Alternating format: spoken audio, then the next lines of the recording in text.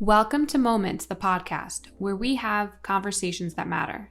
Hi, everyone. My name is Vasia Makris, your host and founder of Moments, a creative agency bridging art, culture, and technology. Joined by my amazing co-host, HardArt, each week we host a live X space deep diving into hot topics that are shaping the Web3 ecosystem. GM, Milton, my man, you never disappoint with those introductory songs. I love it. I'm very excited for our conversation today. Obviously, we're talking about rodeo. I'm very excited to kick this off, but before we do, I just want to take a second and number one, wish everyone a very happy and healthy new year. This is our first episode of 2025. I'm extremely excited. The topic has been blowing up on our timelines all week. And honestly, it continues to evolve. Just before getting on this space, I read some more tweets and I was like, damn, these are really good. We better mention them. So I'm super excited. I want to thank everyone for jumping on. Before we kick it off, and I'll get into some housekeeping in a minute, I just want to ask everyone for a huge favor. As we kick off 2025, let's hit some all-time high in viewerships. I'm going to ask everyone to do me a favor and retweet the space, maybe comment below, say some GMs, let's massage the algo, as Milton likes to say, and let's get as many people on as possible. If you're new here, I'm just going to run it up from the top so you're more familiar with how we run the spaces. The pinned tweet is just a bit of a reference. Every Wednesday, 1 p.m. Eastern, Milton and I jump on. We typically pick one tweet that's gone viral. This episode is going to be a little bit different because we're doing an entire space of rodeo and a bunch of different tweets that I think contribute to the conversation. But more importantly, it's called a podcast because we record everything and we upload them to all the major streaming platforms. So you can always go back and reference them. I think it just makes a good archive of these important community conversations. And again, for those not familiar with the format, I do typically invite a couple of guests to give their takes, but the mic is always open. And I'm going to encourage as many people as possible today to request. I would love to hear from the community. And if you can't speak, feel free to also just drop your comments on the thread in the comments below. I definitely go through those as we're having the conversation to shout out certain comments that might stick out. And again, everyone contributing to the conversation is what I think makes this so special. So I guess without further ado, we can kind of talk about the main conversation today. We're talking about rodeo. It's been blowing up on the timelines. I'm again very excited because I feel like there's been so many interesting takes from all sides of the debate here. And I'm really excited to hear from everybody that's been contributing. I'm going to put a tweet up top that I dropped this morning. It was kind of like a master thread of a lot of different tweets that went out from different people, from different perspectives on all sides of the spectrum. While I do that, I am going to quickly hand the mic to Milton. I want to make sure that we set the stage the right way in case someone's been living under a rock, they've unplugged the last few days, haven't been around. I make sure we give them a bit of a background in terms of what exactly is rodeo and why this has been blowing up. So, Milton, I'm going to ask you in 5 minutes or less, I want you to give us an overview of what the heck rodeo is and why it's the hot topic of conversation. GM, welcome to 2025. Ladies and gentlemen, like Vasia said, let's spread some love in the X-verse and get the comments and retweets going and the likes. I see Paper Buddha's here on stage with us. Yeni has had some excellent tweets. Her most recent one I particularly love. She's pitting two platforms against one another. I thought that was genius. I hope Yeni can come say hello. Rob is in the house. W. Savis, F. Dot, Shimripto, Rebecca, Parrot, Manic, DeSulter, DK, Mike Nash, Dogecoin family, David Oxley, Satuku, Jose, Antonio, Turbo Toads is here yet. Luco, Brookhawk, man, we got a room full of great guests. So as Vasia mentioned, we hope that you will come and join us on stage because we like to have a town hall scenario here. We usually have the stage completely full of guests. We can have 10 people up at once and we're happy to do that. So don't be shy. It seems like everybody's got an opinion, good, bad, or ugly on this topic. I hope they'll share with us today. But let's get into what we are talking about today, which is rodeo. We had a beginning chat about this not too long ago, talking about the transition when Foundation changed their Instagram, and that was a great topic. So we're going to build on that conversation today. It seems like rodeo is gaining some traction and especially hot on the timeline today. So if you've been living under a rock, as Vasia mentioned, and you want to get up to speed on what we're chatting about with rodeo, they are a social platform. They quote here, "We built rodeo because creators need two things: more discovery and more collectors. Everything else is noise. So we have several people who have opined. We've got Vasia's tweet that she mentioned here. Her thread has got pros and cons. A lot of people like this. Some people are a little more skeptical. Jack Butcher had a tweet here that breaks down. It's a great visual, as he's known to do, visualizing value. And he's got a visual that's a quarter divided up into 3 parts. So if you want to know how this platform makes money and distributes it to themselves, to collectors and artists, 50% here goes to the artist, 25% goes to the collector or the referral. As you scroll your timeline, in other words, you are seeing what other people have collected. And if you click on that, then there's going to be a referral fee to the original post, the original collector, that is. So that's a way to give back to the collectors and make this somewhat of a social feed that has some form of monetization to the collectors. And then 25% goes to the platform. So 50% keeping the artist, 25% keeping the platform Rodeo alive. Everything else is going to collectors. This is targeting mainstream. So this is an attempt to get the normies involved, which we know we need. We've had onboarding discussions. We'll see whether there is merit to the onboarding mission here based on our experts' opinions that are coming on the mic today.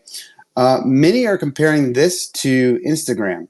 So you do have the features you're familiar with on Instagram, which is commenting, likes, and direct messages. The interface has been praised for a great UI. It's clean, it's easy, it's a one-click mint. I took the plunge, finally got my account, and it is as easy as one click. Literally, there's not even a second button that pushes up. Are you sure? Once you hit, you collect. So it is fast and easy. And you do have an IG-like grid of your post/minted pieces, so you can see your collection in that grid format that you're familiar with from Instagram. So here's how it works under the hood. When you post, you mint on an L2, that's base on Ethereum. This triggers a 24-hour OE, Open Edition. Remember those from 2021 and 2022? And then over the 24 hours, people are able to click, like I said, the one click and collect. And then after that period, there is a new feature that they have introduced, which is a secondary. So you can make secondary offers. So easy mass adoption. They are going for that, we mentioned. And in doing so, they've offered different payment methods. Credit card is one of those. So one of the default payment methods is credit card.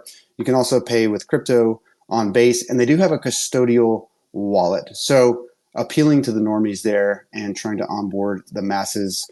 That's their attempt to do so. And they have tried to gamify the collecting. So you'll start to see the top collectors, for example, they have rankings. So you can start to gamify collecting in that manner. I mentioned they just opened up a secondary market. There's leaderboards and collector rewards there. And then let's talk quickly about why there is a debate, and then let's get into that debate. So why is there a debate? Well, scarcity. Open editions, we went through that multiple times in 2021 and 2022. Some of them have worked, some of them not so much. There's examples on either side. We can talk about those. Positioning of art. So we've seen a discussion around fine art versus commodity. So secondary was just introduced. That's gotten some criticism because we are now looking at speculative trading built into this versus collecting more like you would do with fine art. Longevity, is this sustainable? A lot of people are asking this question. And why on chain? I'm going to quickly reference a conversation that Brian Brinkman and Dave Krugman just had. Dave Krugman mentioned why on chain? On social apps, we have to justify why things are on chain. So when we make our case to the general public, what is this solving that social media cannot? That things are hosted on central databases cannot? So I think that's a valid question. Interested to hear people's answers today. But Vasia, I will hand the mic back over to you because I know you've got a big guest list today, and I'm excited to get to our guests. Yeah, thank you for the recap. And again, for those that maybe weren't as familiar, I hope that kind of helped run through it. I typically hand the mic over to one main person that has a thread. But for this conversation, we honestly have a very healthy stage, and I don't want to be rude. I want to say GM to all of our guests. I think the best way to do this is just open up the conversation with maybe whoever wants to just jump in. I've been seeing a lot of amazing tweets with people expressing their concerns or, any positive feedback that they have for the platform. So I'm going to just throw it out there. Maybe someone wants to be brave and go first. Does anyone want to say hi first? Or I can make Milton call someone Hey, Hey, Mike, thanks for breaking the oh, ice. what's up? What's going on? GM, Um, GM. what's up, homies? Dude, it's so good to see everybody here. Yeah, this thing has been kind of like like kind of a little bit of a whirlwind, right? Um, I mean, for me at least. I mean, I know it's been around here for a little bit. But I think I'm like maybe like a week or like 10 days into it. Um, but it feels kind of like the energy of Hickok Nook, way back in the day. It's yeah, it's like super discovery, dude. I don't know. It's kind of inspired me to create some stuff, more than normal. I mean, kind of like 0 1. I was like, oh, dude, if I put something out every day, then I can collect some more shit. Um, so that's cool, dude. It's nuts, though. Never been a huge fan of like Ethereum stuff. I'm like a Tezos like homie, but this feels like supernatural, and it's been fun, and there's been like I don't know, good like camaraderie. I think I've gained like a hundred like actually active users that are like interacting with me and like we're talking about stuff. So that's kind of cool. Um, I don't know, dude. Who knows? But yeah, it's pretty fucking rad.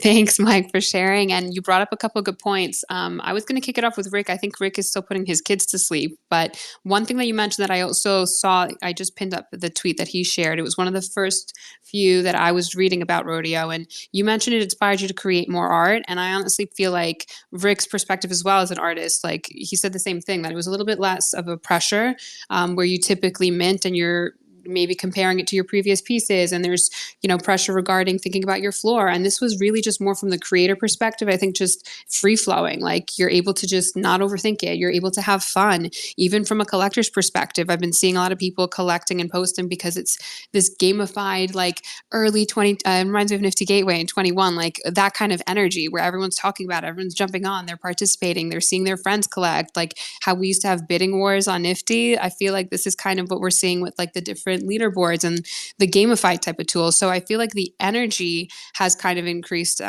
because of it, and the conversation around art, like it or not, or maybe mixed opinions. I think we're all talking about art again and not meme coins. So I'm kind of really happy about that.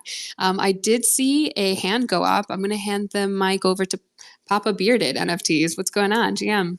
Hello, hello. Yeah, I got my Tezos homie Nick over there. And nailed it. I mean, I've 3 days into this whirlwind. I've made three pieces that are interim steps to pieces I may be putting out elsewhere, and that was the thing that really tipped the scale for me, was seeing this as an easily shareable platform to put out process type stuff and just fun stuff. And I mean, the open nailed it with how easy and effortless it is. I'm also a creator on Drip House, which has a similar, mass appeal sort of reach. They have like a tip link wallet where you sign up with socials, so you don't need to have any Web3 experience in order to use the platform. But gosh, this is so smooth. It's so smooth and it's so streamlined. And the nice thing is, there's amazing artists hopping on every day. And as long as you're early, like you can afford to grab pieces. Like those may go for a lot more editions than other people, but you're still paying the same price to enjoy the art of anybody on the platform for that first 24 hours. And that's got a beautiful appeal to it. Yeah, I think one of the main things is also really the differentiating between what gets minted and put out on this platform versus your one of ones. And it's been a huge conversation regarding your supply and scarcity. And I think a couple people on stage are torn about that. I think we have people from both sides of the argument. I'm going to pin up, I see NorCal in the crowd. I'm going to pin up an article that he recently put out talking about scarcity and the different ways in which, it could be used. But some people have a concern over, this is 24 hours, an open edition. It's out of an artist's control. Like, you really have no say in terms of how many mint. So some artists are uncomfortable with that. I know Yenny is also on stage. It was something that she brought up. Like, you want to have control as an artist. And again, that's kind of what makes some people uncomfortable. Others are using the argument as it's a good thing. It's, see it as a tool that's going to increase your discoverability and you want to get your artwork to as many people. I'm not going to hog the mic. I'm going to pass it to Paper Buddha. What's up, PB? I see your hand shot up immediately. So I'll give it to you. And then I see Parrot as well. So GM. GM, what's up, everybody? I miss everyone. I wish we were together in real life, but hopefully I'll see a lot of you in Denver soon. Yeah, this is such a complex issue. It's not a one-sided thing. So I think, first of all, observing the market, observing our industry, observing our little corner of the world, this is the current zeitgeist. There's not just rodeo, but there's other people experimenting with this business model, with this concept, right? Whether it be Zora, whether it be Drip House, it's this isn't going anywhere, this idea. So that was the first realization that I had. So just so everyone knows, at first I was very resistant to putting my work on rodeo, and now I'm 99% sure I'm going to be dropping on rodeo, right? And a couple of realizations. That was the first one, that whether I like it or not, this is the move. This is what people are into. The normies are going to come at it through this. So then it was up to me whether that made sense within my ecosystem, within my own very personal, how many times I've dropped, how many editions do I have, how many one-on-ones do I have. Each artist has a very different answer depending on their body of work. I was very punk rock with Tezos at the beginning and did a whole bunch of stuff and flooded the market with large editions for an accessible price. So this is right up my alley. I'm like, okay, I don't know why I was resistant to this, I'm able to keep those open editions very separate from the one-of-one work that I do that requires storytelling, that requires maybe an exhibition, that requires a lot more reaching out, that would be on a different platform entirely, if not completely self-sovereign. So for me, in my personal ecosystem, it makes sense. Right now, my momentum is on the slow side. And so I'm like, it would be nice to kickstart and to get more people into the funnel, right? To get more collectors at the base level, to start rallying all the way through the ecosystem. It actually makes sense business-wise right now for me and what I'm doing. So I encourage every artist to really realize that this is a personal decision. It's going to be way different for everybody. And the other thing I'd like to say about scarcity is super relative. It might seem like it's not scarce today, but in 10 years, when everybody's on the blockchain, bro, it's so scarce. 10,000 editions when 6 billion people are on chain, it's going to be really scarce. So I have to remember that that's a really relative thing, scarcity. I'm super glad you mentioned that actually at the end paper. That's a huge, something to take into account. I did want to ask you, and obviously kind of open to anybody that wants to jump in and respond, but regarding the type of artwork being released, I saw a tweet by Brendan North. And for those not familiar, Brendan North is a photographer. A lot of his are his shots, a lot of one-of-ones. He's very rarely done editions. And his photo shoots are they're full out productions. So he invested a lot of time, energy, resources. So when he first saw this, I think one of his initial comments was like, no way is someone going to, have my artwork for so cheap. Obviously, I think, he could do something a little bit different regarding maybe having artwork that's not full production. But, for some artists, even Yenny, I think, some of your art, how do you really release it if it's not, how do you really differentiate? I feel like some people maybe have a little bit, Jeremy is a great example of the opposite. And I'll pin up a tweet of, I think Unknown Collector mentioned how it was such a great example of what he's doing with his artwork and kind of breaking it down. But do you feel like some artists are, because of the type of artwork that they have, it's a little bit more difficult for them to do that? And this is kind of open to anybody. I think it took me a little bit longer because of the nature of kind of the fine art and spiritual nature of the work that I do, how it's pretty traditional. The same way it took me a long time to figure out how to do a Pepe. It took me a very long time to figure out how to do that, and I finally did. With this, I had this collection of envelopes, and I got really inspired by Jeremy, and I was like, yo, I think I'd like releasing envelopes on Rodeo makes sense. And I've got this really cool collection where I could be dropping one a day for the next 108 days and like just command presence on Rodeo and like be there every single day dropping a new edition. Um, versus what I originally had in my head was, these all it took me 4 or 5 months to make the collection. They're all hand cut. They were originally gonna be one-on-ones, but market conditions change. What I need in my ecosystem is different. My monetary needs are different. I'm much more interested in more people seeing my art than I am in making money right now. Which, to be fair, it's like always in my life, it's always been one or the other, never really both. So right now, I just happen to be in a really cool place where it's like I just want everyone to see the art. So Rodeo all of a sudden started to make sense, But again, this is a real personal thing for each artist. So for me, there's enough of a divergence in the work that it's a study of a red paper envelope, and I was like, that makes sense to drop when everyone else is dropping matchbooks or, dropping icons. I saw shout out to the Paper Crane. He dropped some really cool icons, those kind of things. So all of a sudden, I'm like, oh, this actually makes sense over there. Question: do you all feel like a differentiator could be blockchain as far as one of ones on Ethereum being more costly as a photographer versus releasing an edition or on Rodeo via base? Is that a good enough identifier? I want to throw the mic to Parrot because he put out a really good tweet the other day addressing this. And Parrot GM, I hope you're doing well. It's awesome to have you on stage. Go ahead. I want you to respond. Thanks. Yeah, good to be here. So, um, so yesterday I minted the exact same piece of art to both Super Rare and to Rodeo with a 30-cent reserve auction on Super Rare, which Brian Brinkman here with us now kicked off. Hell yeah, thank you, dude. But the whole point, and there is 3 hours left in the auction if anyone else wants to bid. But the whole point of this is the blockchain is the token. The blockchain is the the identity of the art. The art itself is just a visualization of that. So it's sorry, one sec. That's interesting. I just pinned it up top for those that want to go check it out. What do people on stage think of this? Any opinions? Because I don't know how much I understand what you're saying, Parrot, but Well, I don't know.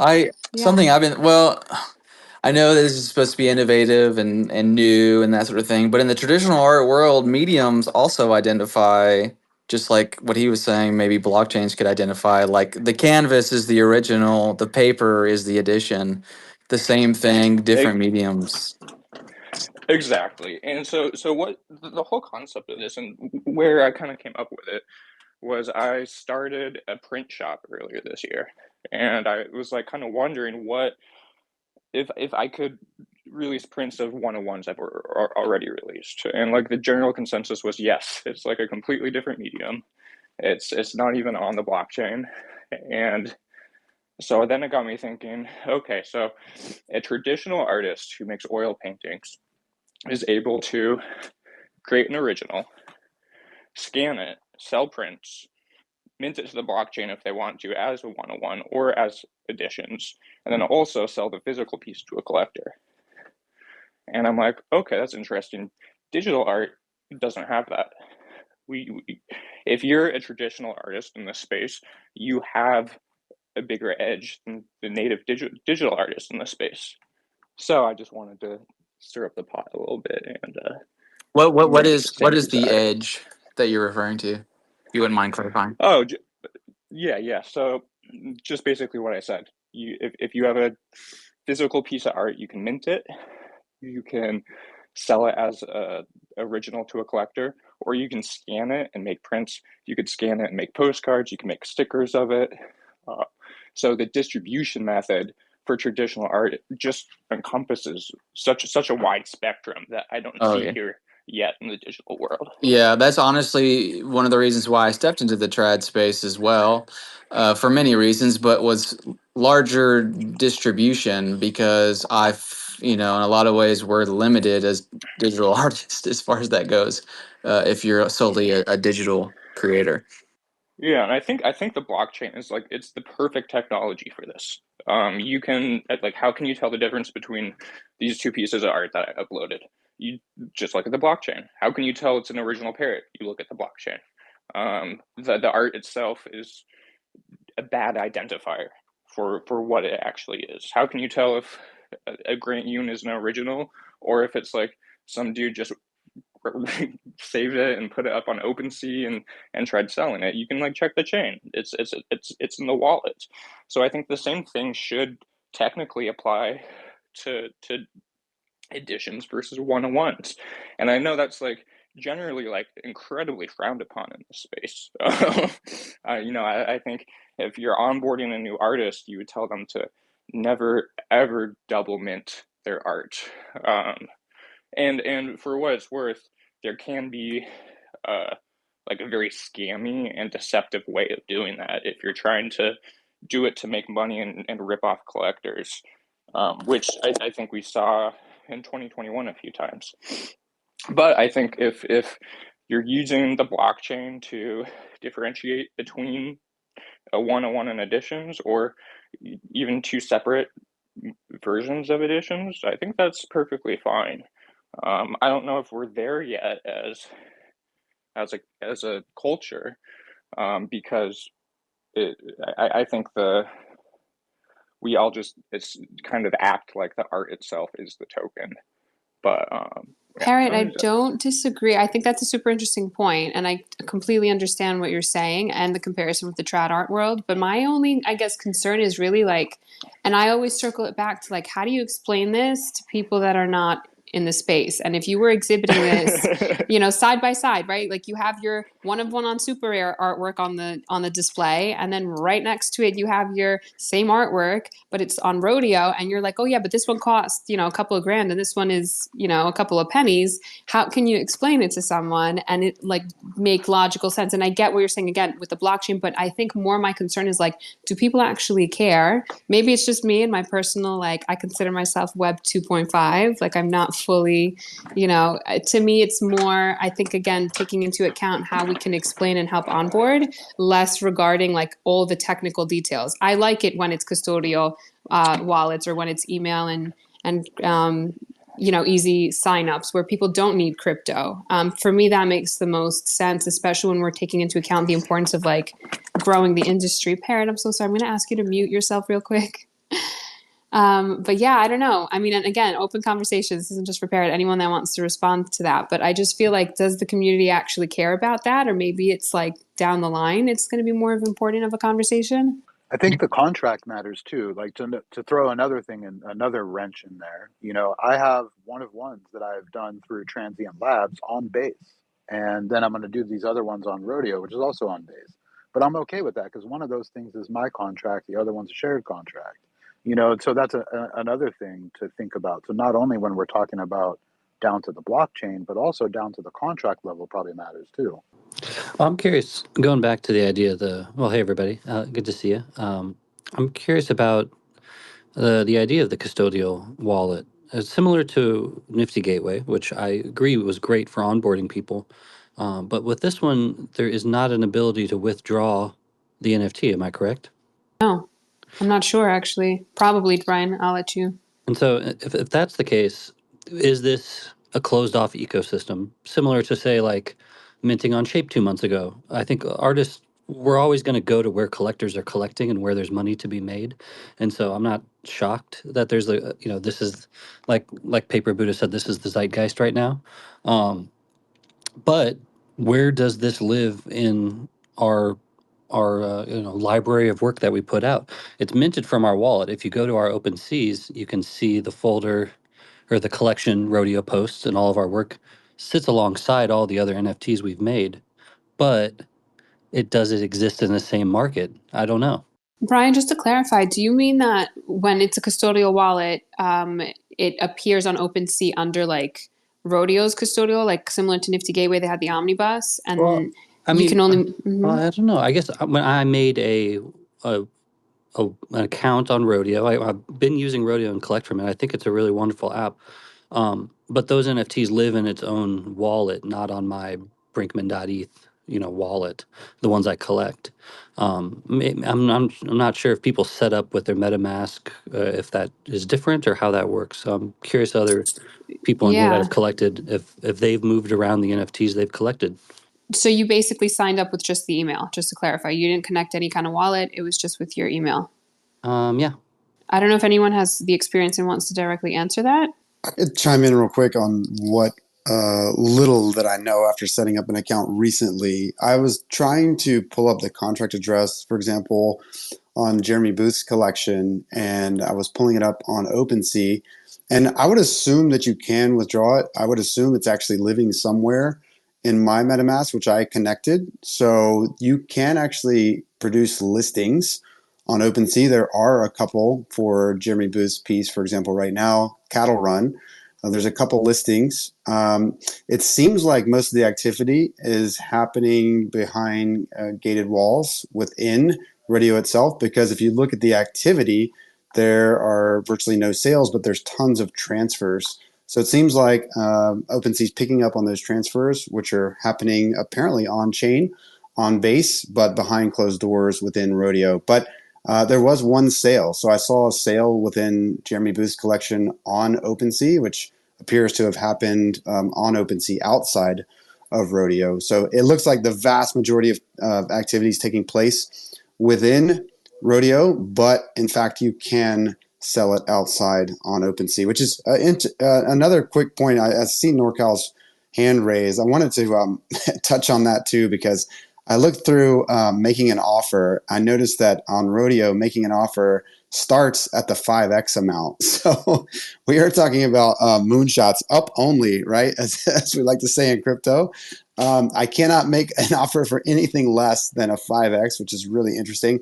I certainly can't make a stink bid for less than what anybody paid for it. So it seems like that is a parabola that only goes up. I don't know how that ends in the trading world, Interesting. but Ponzi-nomics. yeah, right. I'm interested to see what NorCal has to say about that. Or Brian, if you want to opine, please do so. But I saw NorCal's hand was raised. NorCal, welcome to the stage. How are you, GM? GM. I was just gonna chime in on the wallet. Like I initially set up with my wallet, my hot wallet, and so all my mints go directly to my wallet.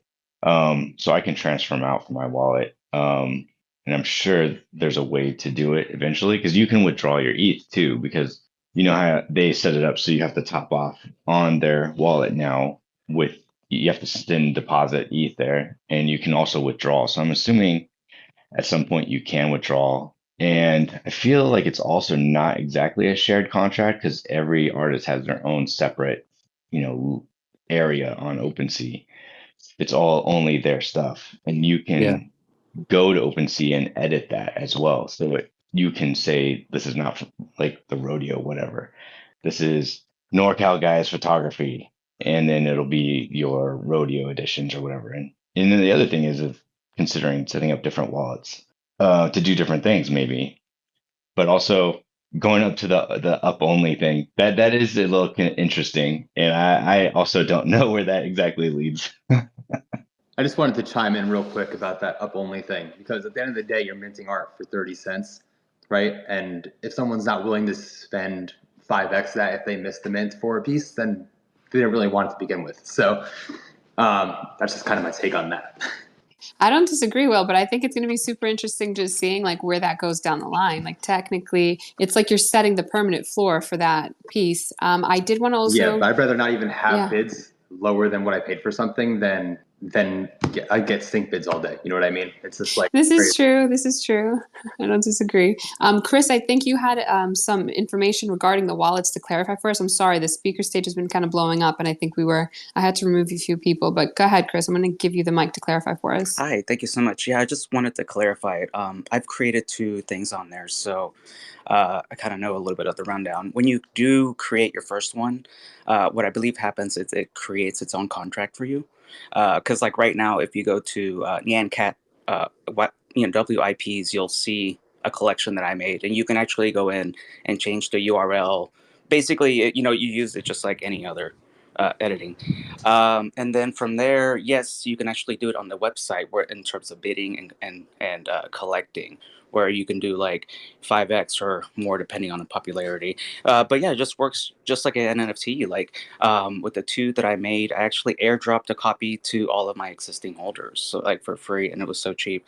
So yeah, it works just like it. Like if you look at them, I got like almost 4,000 of one, and people can list them right now if they want to. So it works just like any other edition. I guess my only other concern with the custodial wallets, which honestly was just PTSD from Nifty Gateway, was like because it's in the omnibus, for those that haven't, they haven't set up with a wallet, the problem really comes up when there's secondary sales. Do creators, I believe they get a kickback when there's secondary action movement, right? Could someone just confirm that for me? Yeah, they do. I forget exactly. I had a screenshot the other day. I lost it, but you do get like a little small amount. Like if it sells for $1, you might get like the creator gets like 8 cents. So I think that's cool. Like it's kind of like using Instagram and monetizing off of it in a way. So, but yeah, the creator does get secondaries if it goes through the market, from what I see. We actually have someone else requesting. Apparently, they have more information on. Go ahead. I think you could speak now, Pravijin. Hey everyone. So just to be clear, like these are not custodial like Nifty Gateway or like how another platform when it gets created, it can afterwards get withdrawn. Brian, for example, you signed in with Rodeo with your Twitter, I think. So it created another wallet for you. So even if you pull up, like if you click your profile, you can actually see that wallet address, and you can take that wallet address and stick it in. I can of course say it in Deca or OpenSea. You can see that all those assets. So these are not custodial like how Nifty Gateway's omnibuses. And all these artists who are creating, when you pull up their profile, whether it's on Reservoir or OpenSea or Deca, you can see that collection there. It's not a shared contract. These get added to the same, unless they've used a different wallet address to create, it goes up on it. So you can pull up Bats's profile and you'll see his rodeo posts up there along with his geometric pepes or his pepedenzas. So it's the way Rodeo is creating these is more aligned with like any other platform where it's your collection. It's created under you. So I guess building off of that, Brian, not to put you on the spot, but I was listening to the space that you and Dave were on, and you mentioned basically the problem with that when it is connected and it shows up on your OpenSea, and I think you did a great job explaining it. But can you kind of touch upon that? Yeah, I'm happy to try. I got a fussy baby next to me, so apologies in advance. But I think you're talking about kind of like my theories on scarcity or on just how these basically the way it appears on OpenSea and why that potentially could be a problem for artists. I think right now we're looking at these things, and again, I'm not anti-rodeo. I think it's really great. I just don't see how it fits into my kind of plans of how I'm looking at expanding my art ecosystem. But yeah, I think right now you're going, oh, well, these are sketches, these are postcards, these are these things. 20 years from now, when someone goes, oh, I want to go collect an early piece of art by this guy, then they're going to go see there's 100,000 editions, and they're not going to necessarily know the context around that. And so I think that's where I get a little worried about how this all fits into our greater thing. Or maybe scarcity is kind of a dead idea that kind of existed in 2020 and no one cares about it anymore. I just want to say, like, what you do on Rodeo to me is just like if you had an open edition on OpenSea on Manifold. So if you did a open edition on Manifold and you did it for 24 hours, and just like this is the 2-year anniversary of O'Peppins, for example. Jack Butcher did that 2 years ago, and O'Peppins, at the time were free, and it was on ETH L1. The difference is, I think, that people will choose whether they want to buy stuff on ETH-L1 or Ordinals or Solana or another L2. I I like the way these are being created is done in a really nice way. So Rodeo just recently had this thing of the secondary market being released, but I started minting on Rodeo about 8 months ago, collecting. And if I wanted to, I could have gone to OpenSea and made an offer on any of these things, and somebody could have accepted it. So it's not the same as I just want to go back to the point that it's not the same as being on Nifty Gateway Omnibus. This is more equivalent to me of like when people did open editions on Manifold, and the market speaks for it, right? Like we know when everybody started switching to Manifold, there was a lot of open editions, and then some were free, some were $20, some were $30, whatever. But then the market tanked for some of them, and some of them went up. So I think it treating this more like how Manifold was working, and instead of specifying a price, there's a fixed price. Instead of specifying a time zone, it's just specifying 24 hours. And then you have a secondary market that could be done on OpenSea, or there's an easier secondary market that just works very seamlessly on the app and handles the 24-hour of your offer expiring even. Well, I think you mentioned Jack Butcher as an example, and I think Xcopy, and there's a few others. The difference between this and that was those were single drops that then they spent years servicing to fix, whether it's Xcopy's Max Pains or the checks or OPEPINs. This is essentially doing that on a daily basis. And so, I don't think these are the same as like this is a different open edition season idea than it was even a year ago when there was like the roadmap open editions. I think this is a new thing of just abundance. I also actually want to bring up Rebecca Rose is on stage. I am going to pin up a tweet from her, but I think regarding I want her to share actually. Rebecca, if you're able to jump in, share with everybody what you kind of did as like another social experiment, because I think a lot of this is really experimenting. Yeah. Hi, everyone. Thanks for having me up, Vasia. So I was curious to try rodeo, but hesitant about it at first. And so I saw it as an opportunity to kind of experiment with the platform under a pseudonym and to really test how this new kind of method of sharing artwork and collecting artwork, and as well as this new method of social media in general, how easy or difficult it would be for a brand new artist with zero name recognition and relatively zero reach on social media to see how well the platform can uplift artists, new artists in that respect. Because if we think about, we're always talking about massive onboarding, and this is one of the biggest hurdles that new artists are gonna deal with. And so I was really curious how effective this platform was. So I chose to start releasing some pieces under a pseudonym, and I have a lot of findings that I've been taking notes throughout the past 3-4 days on things that like pros and cons. So I don't know how much you want me to go into it. I don't want to take up the floor from everyone. Go, Rebecca, go. And tell us what the hell your pseudonym is so I can collect. Nice try. Rebecca Bose.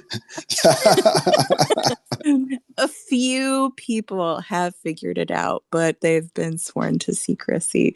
The first day, I was just really experimenting and kind of testing the waters and noticing how the discoverability really lends itself better on desktop than on mobile, because on desktop you're able to kind of like look at the categories a lot better.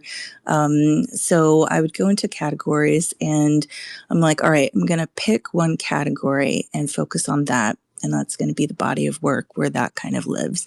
And so my challenge to my pseudonym was to crack the top 10 on the first day of that category without any, like I said, without any name recognition or reach or anything like that. And it was possible. Like it happened. I was shocked how fast it happened. And I know that, there, as time goes on and like a bunch of new artists get on the platform, the likelihood of cracking top 10 is going to be more difficult, just because, considering the sheer mass of people that would come on. So that's something to think about for the future. But I was really surprised. Or I should say, my pseudonym was very aggressive in networking, and the follow back rate for, like, the pseudonym literally followed every account that they came across, just to test like the networking ability, because that's one of the big draws for this platform. And I found that the follow back rate was roughly 25 to 28%, which is pretty cool. Like, that's pretty good. So if you're a brand new artist, like looking to grow your community like that, I mean, not everybody's going to want to follow everybody. It was a lot of clicking that first day.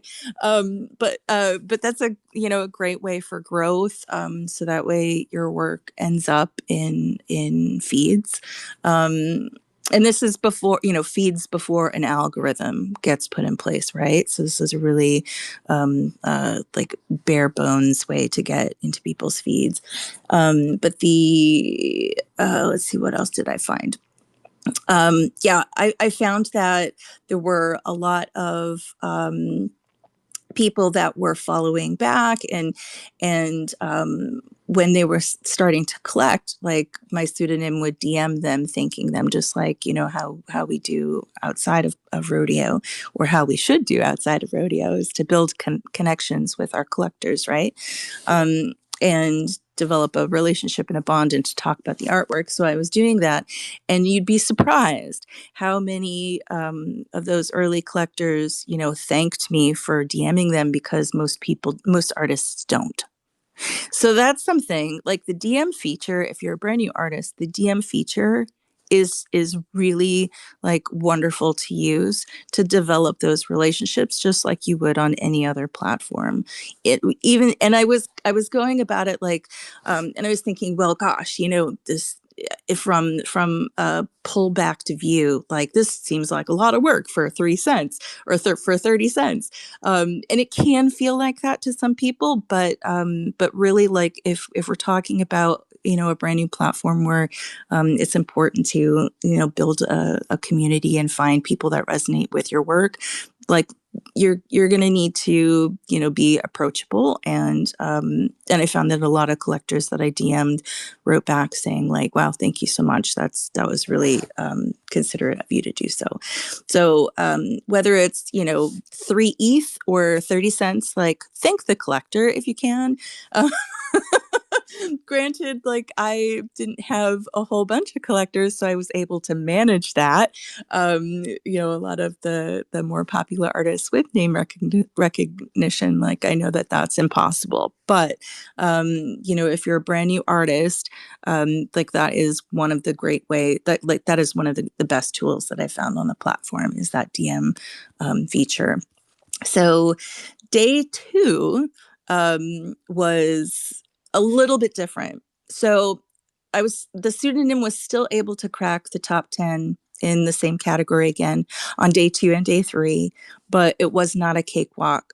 And the reason is, what I found is that as a new artist, after your first day, you lose both that first rodeo tab advantage, and you lose all of those brand new eyes checking out your profile and portfolio of works for the very first time.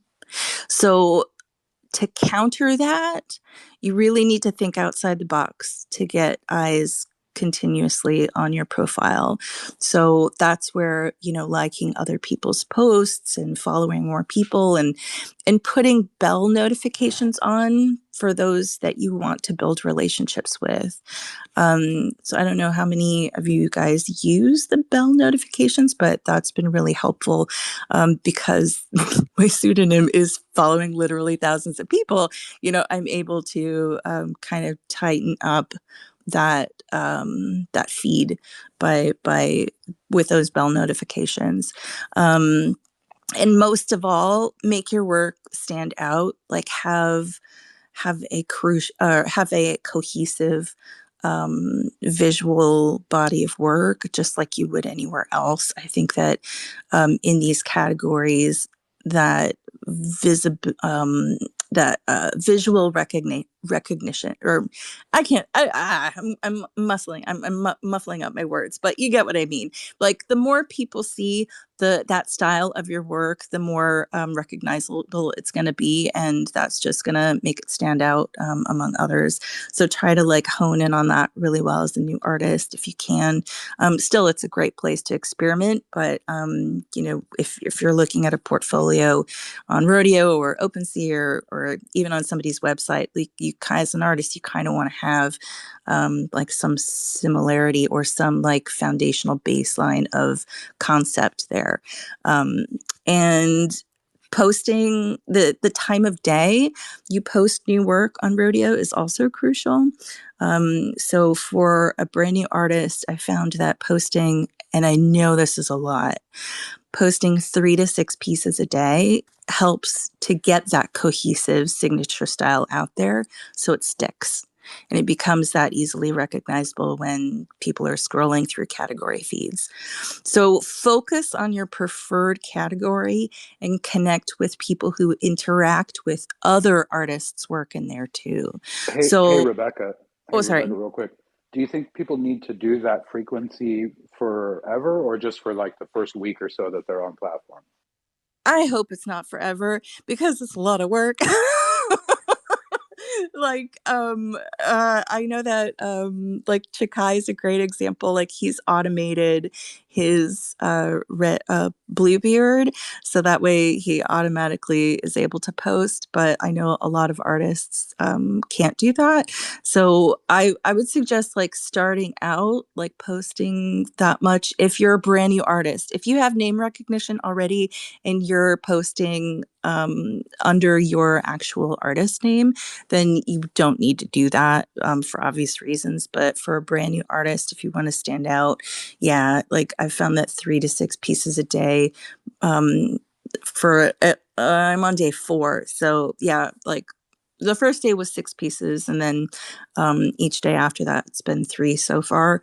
It's a lot of work, but that frequency is really helping to get the signature style out there. So I hope that answers your question, PB. Yeah, and Rebecca, I hope that these are yeah. all like VR enabled pieces that are complete fly-throughs, right? Like super high qual. With what time? Oh my God. Rebecca, I just love that you did a full investigation. You literally deconstructed the algorithm. You gave us the cheat sheet. But no, in all seriousness, first of all, thank you so much. What an interesting social experiment. Very clever of you. But I just really, really want to highlight how important this is for a platform to be able to do. To give someone that's a quote unquote nobody the ability to basically build out a following and become, in the top trending, like that discoverability is massive. And we don't see it. We don't see it on Instagram. We don't see it on Twitter. Like all of the other platforms, it sucks because you get stuck in this cycle of like, I'm posting every day, I'm interacting, I'm commenting, but like the old tricks don't really work anymore. And I think it's just becoming very, very difficult to be able to tell someone, especially creators that are new, and you want to bring them into this ecosystem. And it's like, it takes a lot more time. It's a lot more difficult. So it's super refreshing seeing a platform like this pop up where it is easier. And I have been seeing a couple of people putting out tweets also kind of pointing out how they've seen conversion. Actually, I think Mike Nash, who was on stage before, by the way, guys, I'm not ignoring the request for the stage. It's just full, and sometimes I remove people and then they can't even join in to listen. So I'm just going to ask people to be patient. If people are done with the stage, if you could just maybe step down and we'll rotate. But I'm not ignoring you guys. But I do think Mike Nash had posted something about seeing conversion from the people that are now, like, you know, his new followers on Rodeo are now starting to follow him on Twitter and interact there. And maybe down the line, we're going to start seeing people even collect, you know, they got introduced to your artwork on Rodeo, and then they're collecting your one-of-ones on Super Rare. I'm assuming this is where, you know, everyone wants the, you know, the pipeline to look like. Milton, I saw your hand go up, so go ahead, and then we'll swing it to Steve.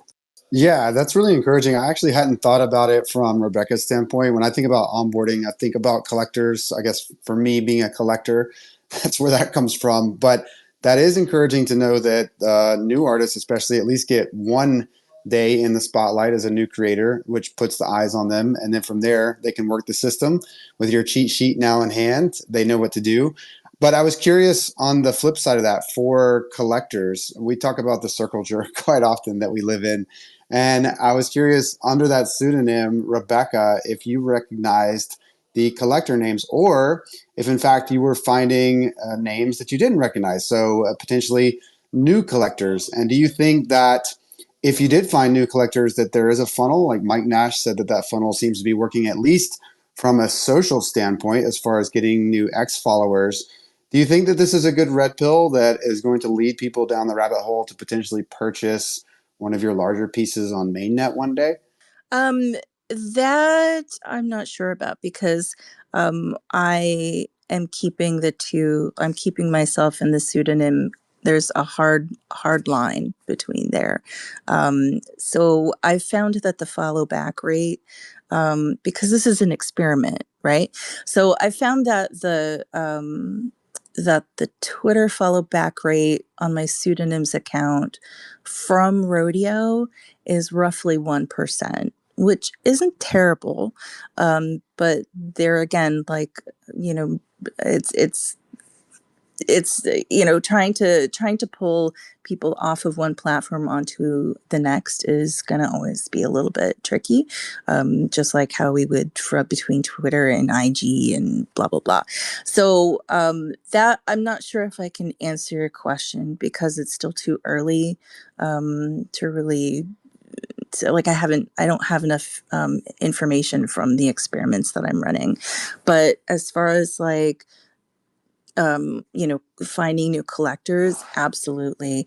And in fact, there was one collector that found me out, and we had, I won't say their name, they're not in this space right now. There's a few collectors that have figured me out, but one collector who's not in the space right now, he came across my work, and I DM'd him thanking him for collecting a few pieces, and he said, "Oh, your work reminds me of another artist that I love." And I said, "Oh, thank you. I'm so curious as to who."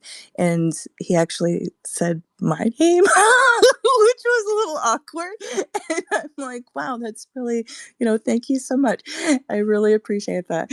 And he ended up figuring it out. So it's funny how like people are gonna people resonate with certain styles, I think. And but as far as like funneling Rodeo collectors to like my like personal Rebecca Rose created big artworks, that's not the objective for me, at least with this pseudonym. This pseudonym has a completely different set of objectives. And in fact, like, it's so weird. I feel like I'm schizophrenic. Like this past week, like Brian said yesterday, he's like, it's difficult, you know, for people to kind of juggle like two identities like that. And he's right. Like, I'm not encouraging people to go this route, but like from a purely experimental point of view, like it's difficult. It's difficult. It's a lot of work. I can teach But you. yeah, there it's fun. But this pseudonym like is like shaping up a collection that is becoming something bigger than when it started. in concept. And what I mean by that is like, because we've seen, especially Amazon had a great post yesterday about like, like you don't want people to just collect your work, you want people to care about the work. And my pseudonym is like their collection has started to develop into like almost like a long form. I gotta be careful with the words that I use to describe it because I don't want to give it away. Um, each piece is intertwined with the next, story wise, and um, I don't think that's being explored a lot on rodeo quite yet. So it's almost oh, I almost said a word that would give it away.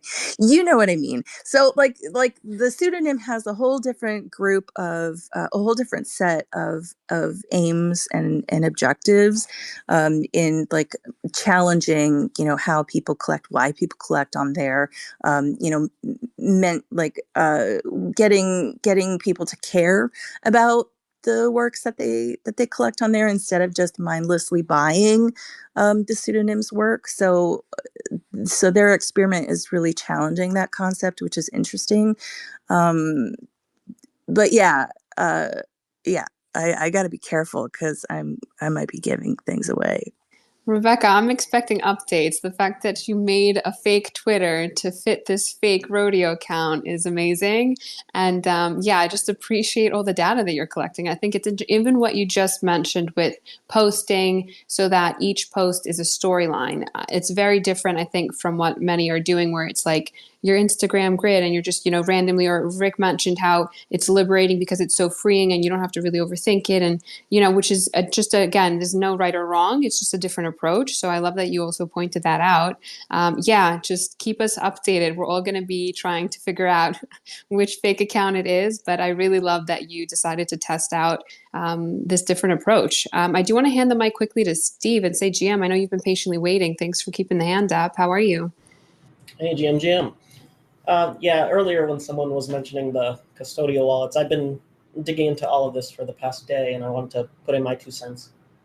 I found that my creator wallet, which I had linked up, a few weeks earlier, that's where I've been creating all these posts, and they were showing up on OpenSea. So I wanted to dig in a little because I'm an abundance and metadata maxi, and so it was making me a little sad that on Rodeo you can't add your own metadata like location or camera or lens or all that.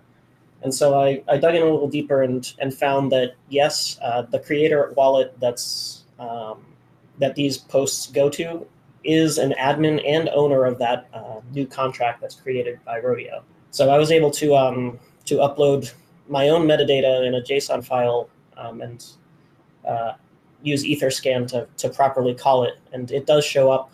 It didn't show up on OpenSea, but it does show up on Rarible and other sites.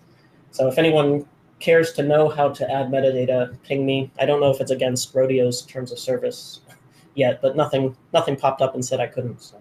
Okay, thank you so much for sharing. I'm sure that's going to be very useful for a lot of people that care for all these details. And a lot of these questions, I think, are going to be, as experimenting and figuring it out. I think a lot of, questions are going to appear and things are going to come up. But thank you again for sharing. I don't know if anyone else, there was a couple people that had requested. I know Gabe jumped on stage. GM Gabe, I don't know if there's anything specific people wanted to bring up, but I do have a couple of general questions if no one does.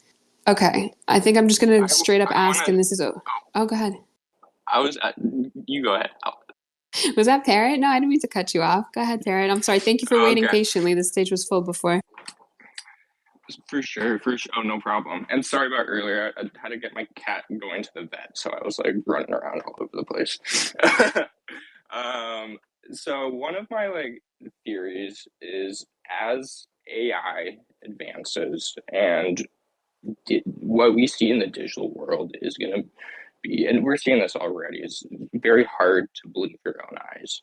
I think we're right at that precipice right now where we're just getting to that place where you can't tell if an image is AI or not. So one of my strong theories is that blockchain can fix this. You can mint any form of digital information to the blockchain to prove its authenticity. And I think going forward in the next 5 or 10 years, that's going to be one of the biggest pitches for blockchain technology in general. And so when we get to that point, I don't see how minting 30-cent artworks like takes away from a one-on-one work or really does anything. Like I fully believe that in 10 years, everything we do online will be blockchain based to a certain extent. I think the post we post on Instagram will be blockchain. A Facebook post will be on the blockchain. Twitter will be backed up on the blockchain. So I think when we get to that point where there's just the saturation of online activity paired with the blockchain, I don't see how like abundance and scarcity even come into play at that point. Okay, I love that you brought this up because it kind of segues into some kind of open-ended questions I had. And I guess these were more for Rodeo as a brand and what their kind of direction is for the future. But I agree with you with the AI integration. I think that's the easiest way most people understand blockchain. It's like, oh yeah, that would be a great way to verify and know the source, et cetera, et cetera. So I guess my kind of question has more to do with like mainstream, and everyone's talking about how this is going to be used for the mainstream. You just mentioned all of our data is eventually going to be, associated with blockchain. How, I guess, what's the pitch to the mainstream? Like, why would a regular person that knows nothing about NFTs and Web3, why would they want to use Rodeo? Like, what's the pitch to them? This is kind of anyone that wants to jump in and contribute. Or I guess if anyone knows, like, who's the target demographic too? Like, are we talking about we want to get people to stop using Instagram and start using Rodeo? To me, it's very different platforms. I know we've been comparing it to Instagram, but Instagram is like people post photos of their kids and what they're doing on the weekend. And, it's a bit more personal. Yenny had mentioned for her art specifically, she's not in love with this concept of you can't delete your work. Like, what if you post it, it's on your grid, but it no longer resonates down the line and you want to remove it? Like, you can't with this platform. It's permanent. It's on chain. It's like, you better not regret posting it because it's there. So I don't know. This is kind of, again, just kind of an open-ended question. But when people are saying mainstream adoption, like what exactly are we talking about by mainstream? How are we onboarding people, non-Web3 users into this? Like, why would anyone want to be using this platform if they're not already in Web3? Oh, sorry. I think. Okay, sorry, you go first. Oh, my short answer is people will onboard because there's promise of money to be made. Same reason Nifty Gateway had its boom. Yeah, this is true, Ryan. Money is always the answer. Yenny, go ahead. What was your response? I don't know if you can hear me, but Yenny, you were about to answer. Fuck. Go ahead. Oops, sorry. You're good. All good, all good. I thought Yeah, I got my wrong. microphone was off and I started talking and now I've forgotten what I talked. So I was more of talking about how we like onboard of the people because that is the most difficult part. Because when somebody has never used crypto or Web3 or any of these before, it will be extremely difficult for them. And they have to learn it from the beginning, like how to use crypto safely, how to make accounts, how to make all the transfers and all of that. So that might be the most biggest obstacles for them. So I think what would be really nice and good from every platform that they offer like guideline and like this kind of way to show them how it's done and how it's made easy way, because that will make it much easier for new people to come in. Although I don't disagree, I think education is a huge part, obviously. My bigger concern is like, what's the why? Like, how do you explain to someone from mainstream that they should be using this? Like, pick someone off the street. Hey, dude, this is a new app. You should try it. Like, why would I want to be using this? What's the point? Oh, actually, I asked that exact same question from the K1 many months ago, but I think he did not see my message. So, but it's also like big question for the platforms, like how you sell it and like how you tell the story, like why you are using it. Yeah, and I see Mike Nash also commented. Thank you, by the way, because again, the stage is full. So, guys, feel free to throw in your replies in the comments as well. But Mike just mentioned that he would much rather give you $1 than a like. So, again, it goes back to supporting creators, which obviously the Web3 ecosystem is all about. So, I could see why we're so keen to do so. Okay, I'm going to swing the mic to Gabe. Gabe, GM, what are your thoughts on this?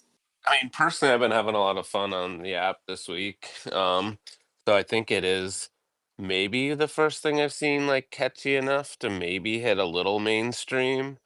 I guess my take is like if it actually works pretty well, this will be acquired by Instagram or some other TikTok or something in that realm.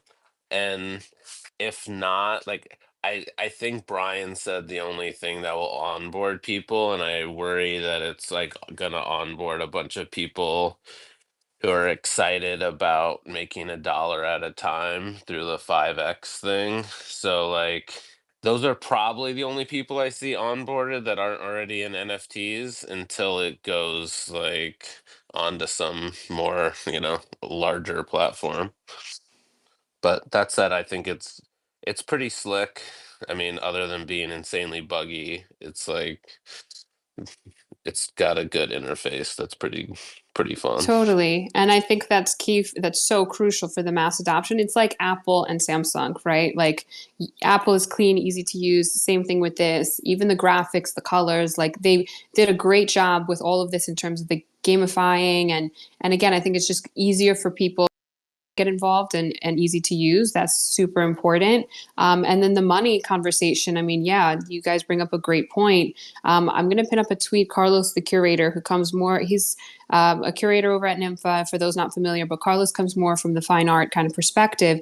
And his critique of the platform was really this, is when you're positioning it and putting art next to these, like, okay, it has its advantages to getting it out to so many different people, this and that, but you're essentially putting art and the 10x, 100x, and just the commodification of it and really positioning it like that, like people are just here to flip. And I think one of the frustrating parts, at least for what I do in this industry and the conversations I have behind the scenes, it's so frustrating when majority of people look at the entire ecosystem and just think like it's a quick flip or money to be made or the PFPs or whatever. So I think again, just frustrating where it's like we're more than just that. And so I guess that would be my only concern with again how things are positioned. Gabe, I do agree. This is going to be one of those, if a platform buys it, if Instagram or TikTok, this honestly reminds me a lot of Tumblr. I don't know if anyone remembers that platform. I don't know whatever happened to it, but that was really just people going through feeds, posting not pictures of themselves and their families like Instagram and stuff. They're just finding art that resonates with them, and you got to curate your feed and kind of repost and create your own homepage of just visible like aesthetics that you were attracted to. And I think it's like a Tumblr, but now we're able to give back to the creators and give them some financial backing to the efforts that they're putting in. So for me, I think Tumblr was like the best example or parallel to this. Steve, I see your hands up. What are your thoughts on this? Yeah, first off, I agree on Tumblr. That was always fun. I wanted to tip my hat to Rodeo. It seems everything you guys said was true, and it seems like they're trying to abstract away the whole crypto aspect, like basically in general, so that any new user coming on would only there's only a few references to it, right? There's just the word ETH and it looks like a foundation link here and there, and then a little crypto wallet up in the corner. But they do a good job of hiding it, and I think that lack of friction and that lack of having to even care if it's crypto or not is what's going to get a lot of newcomers using it. And who knows what it'll look like once they do, and if there's going to be 100 million people trying to flip for $1, but it'll be interesting to see. But I think that lack of friction is definitely a plus. The one thing, and I completely agree, and this is how it needs to be, like talk about a perfect rollout for the mainstream. The one thing that I'm kind of confused with Rodeo in general, I know the community has been having some awesome conversations and, putting out their opinions of it. But from the actual account, I'm trying to scroll through and find the exact tweet. They had it pinned up to their Twitter up until I think yesterday, but essentially one of the like quick trailers and how they explain themselves as a brand, they're calling themselves like a social platform, but they had this like tagline and it said every 24 hours artists are dropping grails. And I had a couple, I don't know how I felt about that. I think that's a very interesting word choice. I wouldn't use the word grails. To me, I think grails is OpenSea super rare, and like those are the grails. And again, this is more of a carefree, like looser, less stress, less pressure, and you're just putting things out there to even document. I think Rick had used the term like a sketchbook almost. Like, so I don't know. What are people's thoughts? I just feel like Rodeo as a platform, a little confused by their marketing and their branding. And someone else, I'm going to find that tweet as well and pin it. They also made a comment. I think this was Unknown Collector, and he was like, you guys are kind of identity crisis. Like, who are you and what exactly you're trying to do? All of a sudden, you have a secondary marketplace, and this takes a bit of a pivot from what you originally said you were. So I don't know. What do people think about this? Oh, well, can I hop on? Yes, so for this, I also made a tweet and discussion like it's also like big part of the artist and artist responsibility of themselves, what they put out and where they put it out.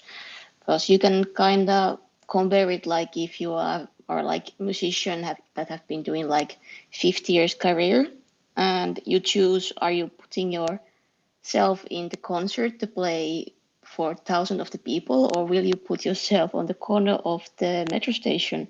So you make decisions where you show yourselves and your art and what way you show it.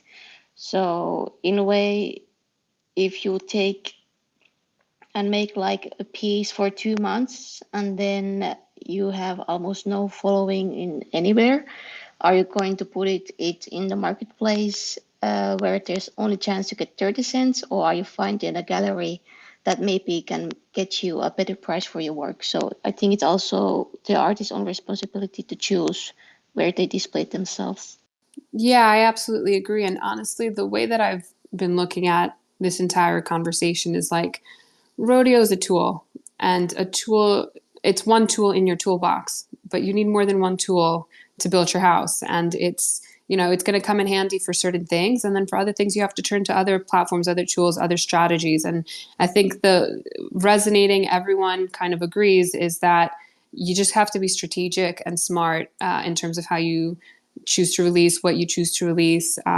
Again, I had pinned it up earlier, but Jeremy Booth was people have been referencing him a lot as a great example. Rick, who's listening down below, also a great example of how people have been releasing some of their other artwork, their one-of-ones, versus releasing something on Rodeo. And again, just using this to kind of build your social network and use that to your advantage. Another point I just want to kind of throw out there and see if anyone has thoughts. Can we talk a little bit about the timing of everything? Because Rodeo isn't new. It didn't just open. It didn't just kind of go live, but it's been blowing up recently. Does anyone have any thoughts on that? Anything specifically that may have triggered that? I honestly am not sure what the answer there is. So go ahead, Brian. I see your hand up. I believe it was the Jack Butcher did a drop of all those icons of the 5X and 10X, and that brought a lot of eyes and showed artists that people were collecting there. He had and also you had the like 1000x secondary sales on the Jack Butchers, which I think created a lot of FOMO. Yeah, good point. He had an account earlier, correct? But he just started minting. You're saying, Brian, was that the mint was just more recent? I think those minted what 2 weeks ago over the holidays, and I think that's when people were maybe at home looking at their phone, going, "Oh, what's this?" But yeah, I mean, it's been out for a while. You mentioned the secondary market only recently opened up. I mean, is that true? I believe so. According to I see some thumbs up. I would say that goes back to what I said. The promises of flips are what bring people to platforms. Rebecca, I see a hand up. What are your thoughts on this? For me, I remember, I think it was Redbeard. Benny posted a video of like him scrolling and collecting, scrolling and collecting, scrolling and collecting, scrolling, collecting. And it was that post where I think he said, of course, this is how we build, but he said, this has been like the most, I'm summarizing, but this is the easiest way to collect. I'm not sure how I feel about it. And I'm like, what? I watched that video on loop for a couple times and I was just like, that is insane. Like how it's just scroll, collect, scroll, collect, scroll, collect. And I waited because I wanted to, see the general sentiment. And then I'm like, you know what, I'm going to experiment with it. So but it was his post that I think got a lot of eyes as well. Yeah, I definitely agree. Okay. I guess my other question for everybody is more about the longevity and the future. I think some people have been tweeting out that they don't see this being sustainable, that they give this a few weeks. And I guess my only thing is like, similar to other platforms, was it Blue Sky and Farcaster and all these other, they still exist. Some people are still using Farcaster, but the hype is gone. So what are people's personal opinions on this? Like, do you think it's sustainable? Do you think this is just a hype, and once the kind of buzz and trend goes away, we're going to go back to the scheduled programming? Like how do people feel? Yeah, if I had a guess, I only worry. Oh, go. I was gonna say, as more people join, especially artists, that will spread out the amount you make, and at a certain point, artists will go, "Is it worth minting this if I'm only going to make $5?" Maybe it is. I mean, if you do that enough times a day, every day, you can make a living still through this app. But um, I do think we'll see diminishing returns on how many pieces of a collection 5x immediately and 10x and 50x. There's just going to be so much art on there, and the only thing that will bring eyes back to previous mints is if it's flipping and showing up on those notification feeds. And right now, the site is built in a way that encourages huge amounts of mints with the leaderboard. And so you're going to see, people minting 1,000 editions of something. And are they really going to go through and try and sell a bunch of those? Or are they going to hold on to them? It just creates, if you can't sell things for less, then it will create basically a roadblock where things just won't be selling anymore. And that's what happened with Nifty Gateway. Brian, kind of devil's advocate to that. Do you think that that's how people should be looking at this platform? Like, is it worth minting? Shouldn't they just, I guess from the perspective of some artists and how some people have been talking about it, shouldn't they just be posting just to post? Like, this is my chance to finally show my collectors like work in progress or quick sketches or whatever the case is. But isn't it, I guess, more about the storytelling? And hey, if it mints and people, throw it my way, like that's great, but I'm not really expecting anything. And I know people are also talking about scarcity. I think the burn mechanic, Norcal just mentioned too, I think in the comments, like that's also something to take into consideration. But I guess my question to you, Brian, is, yeah, should people have that as a expectation? Like, is it worth minting? Are people even going to buy it? Or it's just like, I'm putting my stuff out there, and if they like tip me, quote unquote, if they collect and that's kind of an extra. Does that make sense? Yeah, I think it comes down to intention. Do you see this as a collection that is a part of your art? Do you see it as a marketing tool to drive attention to stuff elsewhere? Every artist is doing their own thing, and I think it's fun to learn and see what other people are doing and what's working. But yeah, I don't think there's really a right or wrong way to go about it.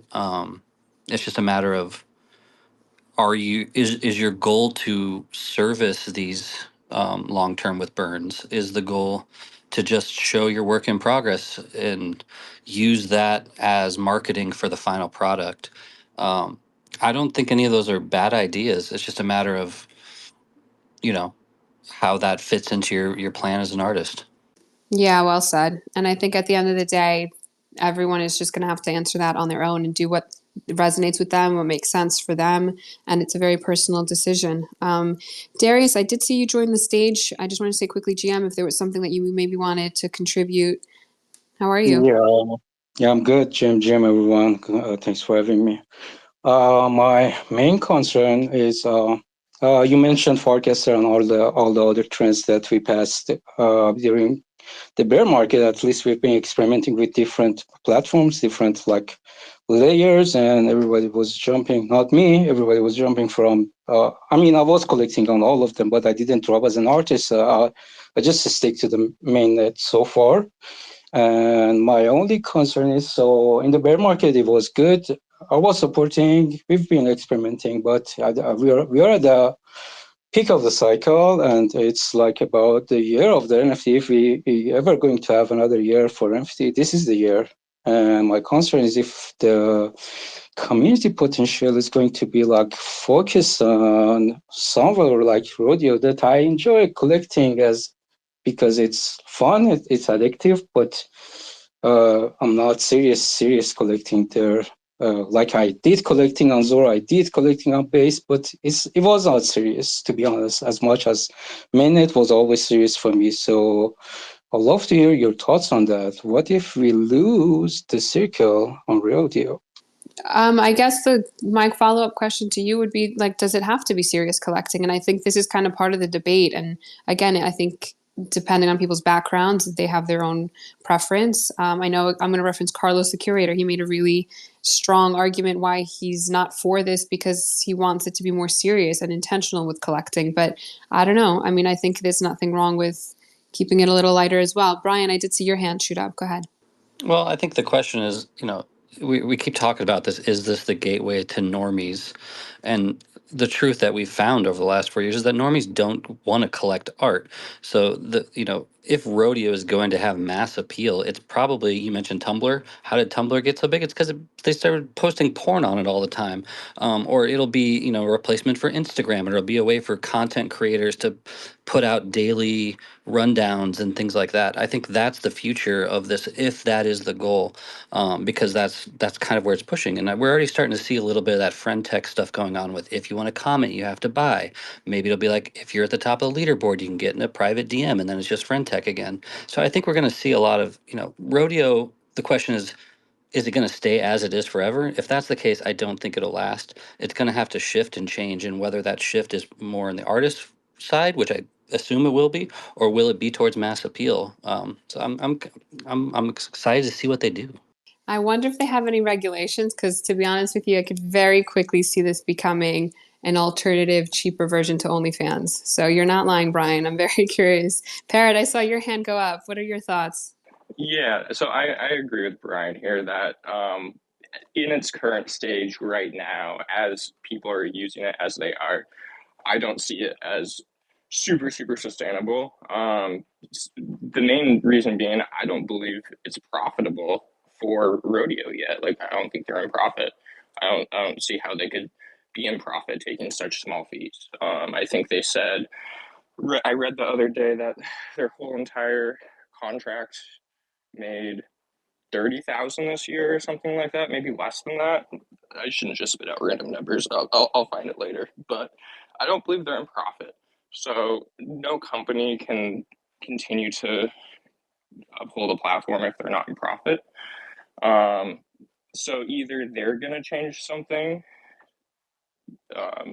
to entice more people to use it so they do become profitable, or what I saw today, which was really interesting, which was a completely different use case for rodeo, was someone's launching a meme coin on there, and it already has like 70 or 80,000 mints on it. So I think when you start seeing stuff like that, it could kind of change the direction people use this platform for. Yeah, and it's funny that you said they have small platform fees. Some people are complaining because they take 25%, which for a marketplace comparison, like if we're comparing it to Super Rare, to Nifty, to whatever, 25 is like hefty. Granted, we're talking about pennies, but still, when we're talking about the percentage, 25 seems like a lot. And there was people that had mixed feelings.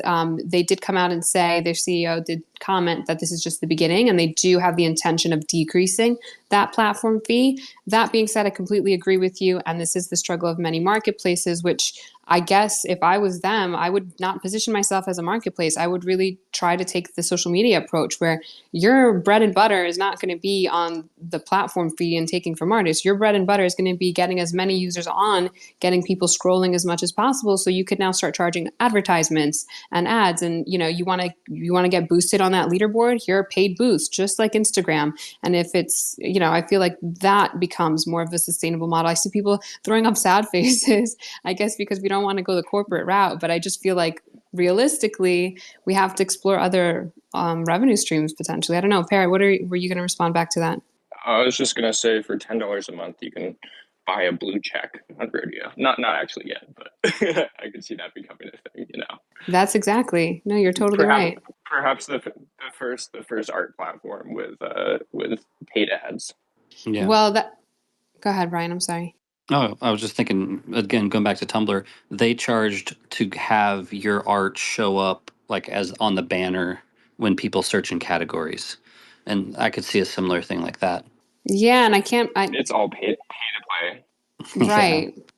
And we can't even get mad because I don't think they're positioning themselves. Well, some people have mixed feelings on it, but I don't see them as a marketplace, so to speak. It is really this like hybrid of a social app. So if that's what they got to do, that's what they got to do. I think that, yeah, it just becomes more sustainable that way for them, because at the end of the day, if that equation isn't solved, they're not going to be around for much longer, and no one is. So Yeah. I mean, I think I'm making an assumption here, but I assume that this big push right now is in service of raising money for them. And as we've seen with pretty much every platform, that raise will come with some promise of a token. And my guess would be that that token then becomes the currency token that you use to buy and trade stuff with on the thing. And that would be, and then they would get X percentage of that. And so I don't think the platform fee is where they'll make their money. It'll be through this other route that we've seen pretty much every other platform, especially marketplace platforms, go and down the past few years. yeah, that's a great point. And honestly, I was shocked that they were actually giving collectors and the rewards, like they're actually giving you ETH, and you could pull that out of the most people like Top Shot. They still, I feel like you can't really pull it out of their ecosystem. So I think it was just a very interesting integration. I mean, it's great for collectors and for users.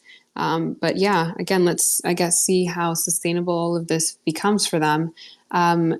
Milton, you've been a little quiet. I'm going to put you on the spot. Was there anything else that maybe your thoughts, what are you thinking right now? Taking it all in. So, yeah, going back to the Nifty Gateway, I don't know if you recall, but Nifty Gateway used to have leaderboards on their stats. They still have a stats tab, but that was watched quite frequently. I probably spent too many hours watching that feed of all the NFTs that were selling at exorbitant amounts, and watching my paper gains grow, only to round trip later. But I'm just thinking the same thing is kind of happening here. Like I'm surprised that with their marketplace, they actually haven't developed, because it seems like, okay, money's where it's going to attract people. I do not disagree with Brian on that. I think we have to remember that this is crypto art. The words are tied together for a reason. Crypto headlines are about making money. So people want to come to crypto to make $1 million or 100x, which is why they have those buttons, 5, 10, 50, and 100x on the offers. There's nothing in between. I think that's good for short term. I would agree that it's going to have to pivot, and crypto loves a pivot. So maybe people will stick around for the pivots too, because narratives change quite frequently in Cryptolandia. So I'll be interested to see where this goes. I'm also in agreement with Brian that they're probably looking to raise money. Maybe they want a token. Tokens usually end in disaster. About 99% of them do, at least statistically. So I don't see that working either, unless they're that lucky 1%. I think that it's interesting. A couple of people that brought something to light today was just inspiration to create, which is always a good thing. Having fun is a good thing.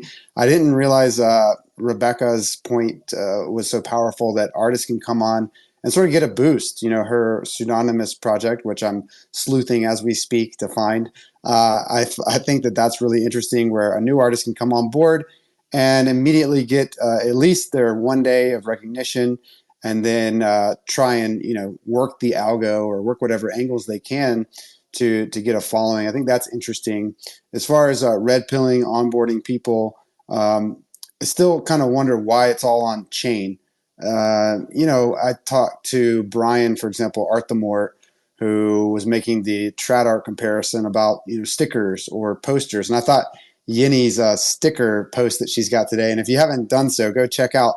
She's got two simultaneous auctions happening on Rodeo, or listings rather, on Rodeo and Manifold. It's really interesting to see the numbers, because obviously Rodeo's hot and Manifold's not, but this was just the opposite a year ago. But are we signing our stickers? Like Brian, I have some Brian Brinkman pins on my bag, for example. I have some posters from PB. Do you sign those? right? Like that's a question to be had. Actually, PB decided to sign his posters. I don't think Brian Brinkman has his signature on the pins.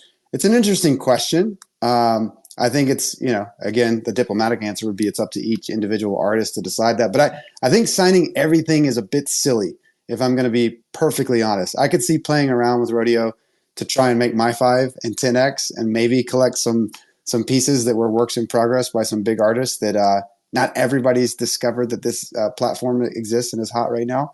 That could be cool years down the road, looking at this as a little snapshot, a cool time and place, but I'm just not sure the longevity of it. But Steve, I'll jump to you. You got your hand up, so curious your take. Yeah, I mean, anything you create with your creator wallet is technically signing it, right? It's not using a pen and ink, but the signature is there, so it's traceable. What I wanted to say is I thought it's an interesting point that Rodeo's using the base layer 2 network. It's kind of like a vote of confidence for the fact that Base will be around for a while and that Coinbase in particular will be successful, at least for the foreseeable future, especially in 2025, assuming there is a larger bull run. So I think that was a wise move by them, and I'm interested to see how that plays out. That's a great point, especially as we talk about mainstream. Like Coinbase is the partner. I mean, they have their avenues and resources, obviously, to Red Pillar to bring more crypto people into kind of collecting or artwork. So that's a good point. Parrot, I see a hand up. Go ahead. 2 points. So one thing that I think we will see implemented very soon, probably in the next few days, and it's something that I'm actually surprised that they haven't implemented yet, is batch offers. And correct me if I'm wrong, but as far as I know, if the 24-hour mint is over and you want to go and collect, say, like 100 Jack Butchers for a 10x or whatever, you have to do 100 individual 10x offers on that, which it just seems weird that they haven't implemented that yet. Because you see people minting hundreds and hundreds of editions, so you'd think that they would have an ability to like sell those hundreds and hundreds of editions on secondary to a potential collector that wants to buy bulk.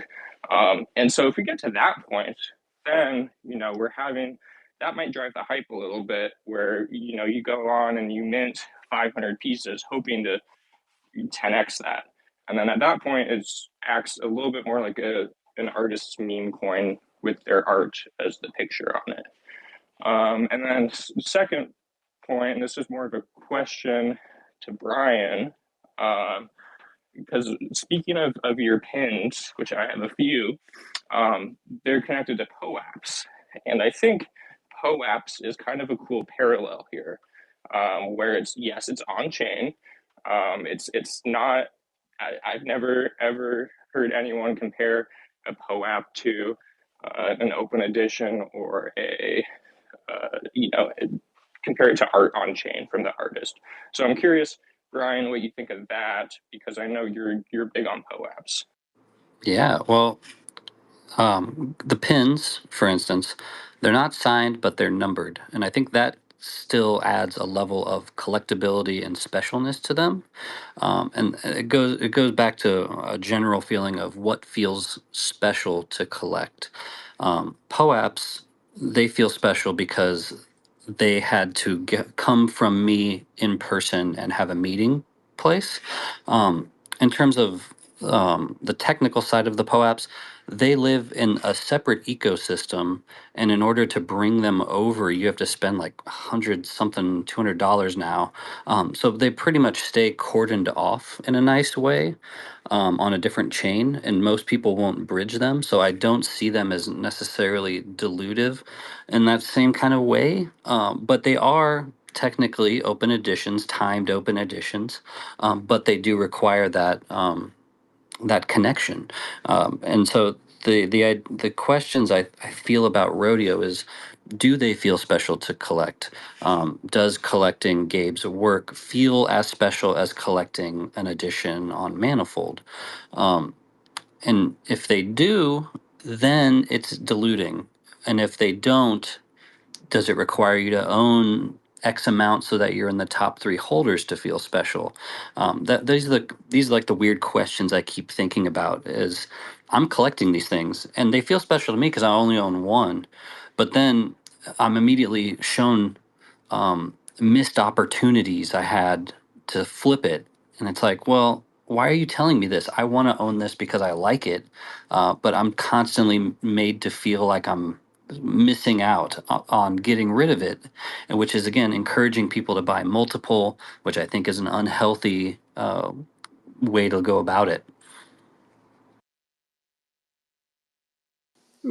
Brian, I think this is also good. I'm just going to circle it back because we covered it very briefly before, but I do think this is where a lot of the critique comes in regarding the platform is that scarcity conversation. And I know Paper also mentioned in retrospect and all that, but you mentioned POAPs. The reason why I love what you just said there is they do live in a separate ecosystem.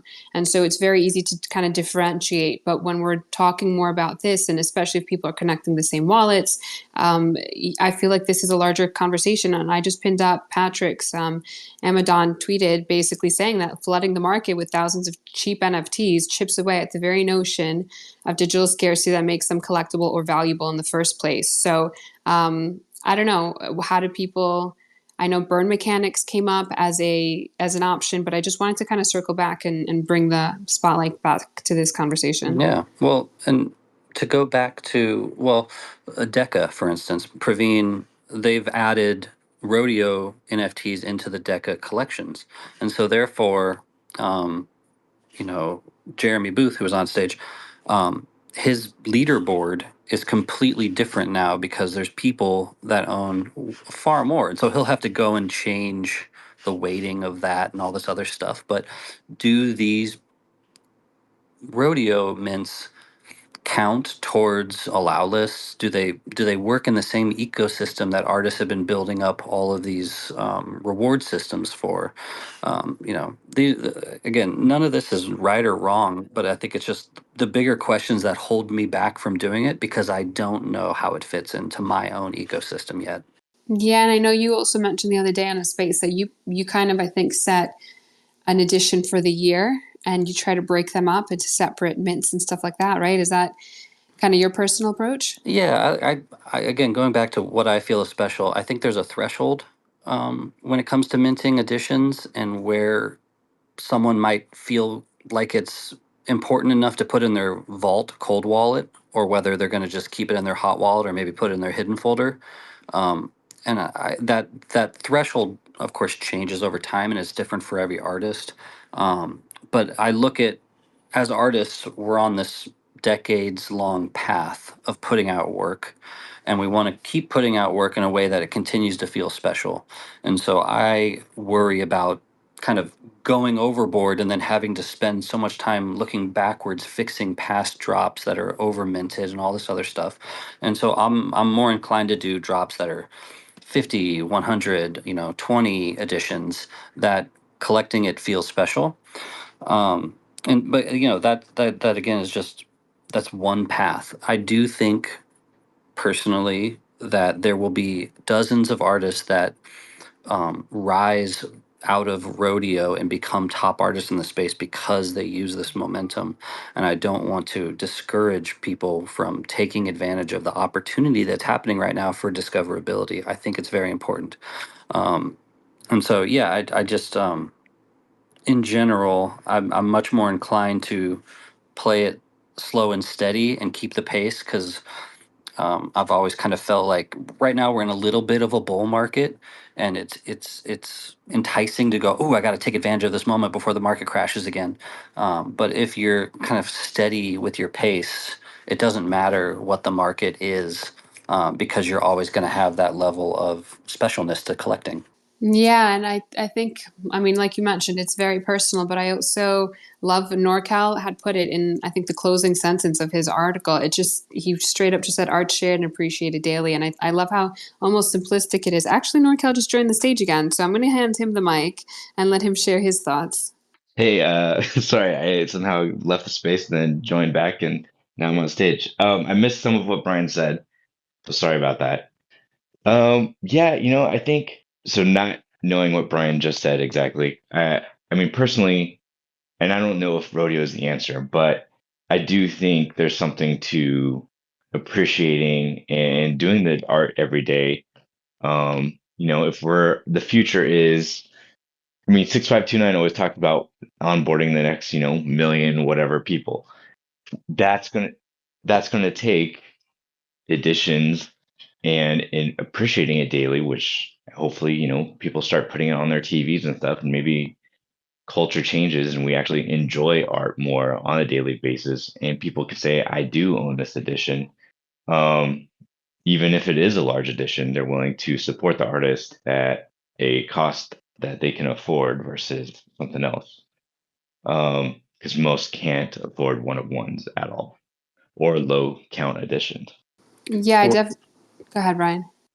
what do you feel about putting more constraints on the rodeo mechanics, whether it's capping the amount, whether it's limiting one per person, whether it requires spending 5 tokens versus one? I think there's a lot of ways that you could, I don't know, thinking I about think like, that yeah. I think it'd be interesting. So one thing I've told some creators is to definitely mint a few extra for themselves so they could sell it on secondary.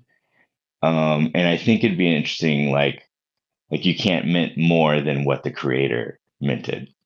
So if the creator only mints one for themselves, then you can only mint one. That'd be interesting. Or like if the creator can set a max, it definitely creates an interesting dynamic, and I think that could be a fun aspect of it. Yeah. I mean, it reminds me of a year ago, it was 01, and it required artists or collectors to mint works in order to collect works. And again, and it limited that to what, 5 a day, I think. And that was a free way of doing art, but it required that extra step that I think added a little bit more to the process. Right. I definitely think there could be the some interesting mechanics added that would make it more enticing or interesting for someone like yourself that might be interested in it. But then it goes back to the bigger question. If I was to do a 30-cent open edition, why wouldn't I do that on Manifold where I get like 98% of the take versus 50%? Is it just for that discovery network ability of this rodeo ecosystem? Is that worth 50%? Right, that's a good question. And I think probably because there's no discoverability with Manifold, unless you're a big Manifold all artist. Manifold also charges $1.50 for you to just mint. Yeah, but I mean, what Bats did a drop like 2 weeks ago, and did amazing. So I agree. There's less discoverability, but it's still doing, in many ways better than rodeo. But yeah, again, Bats is also a huge artist and not a small artist on rodeo, so it's different. Hello, can I jump on? And I'm doing exactly that experiment right now. What are the benefits between using rodeo or manifold? Because I'm making a project where I minted one piece in rodeo and one piece on manifold, and I'm seeing like what is the benefit of the each platforms. What have you found? I've just released them 3 hours ago, so I don't know what's the outcome yet, but in the day I will see what it will be. Yeah, Yini, I believe your rodeo mints are quite far ahead of your manifold, if I'm not mistaken. I wanted to say last I checked, it was around 200 on rodeo and 13 or 14 on manifold. Is that accurate still? Yes, but there's a one bias that I did notice that manifold asked for that $1.5 fee for each of the mints, which kind of have to, how do you say, evaluate the difference of the two, because the rodeo does not have that one, so I have to kind of see what is the difference between the two when there's this bias.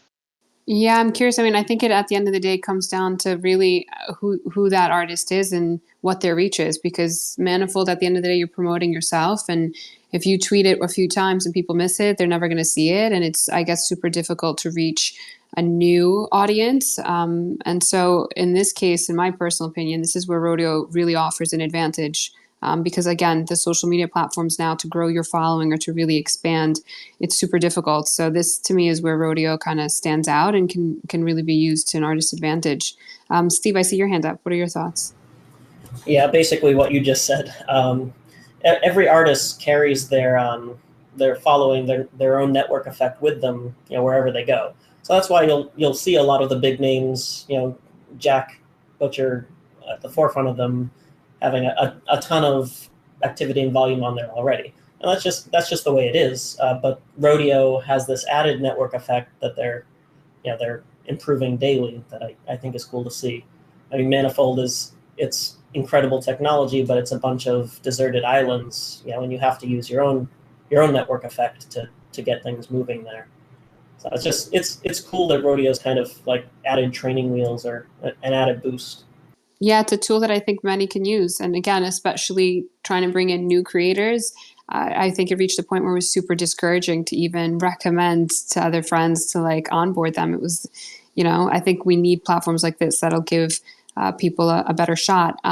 Okay, I do see a couple of hands, and I want to say thank you so much for super patiently waiting, because I know it's been a long time waiting to join the stage, but I want to give the mic to the Food Master.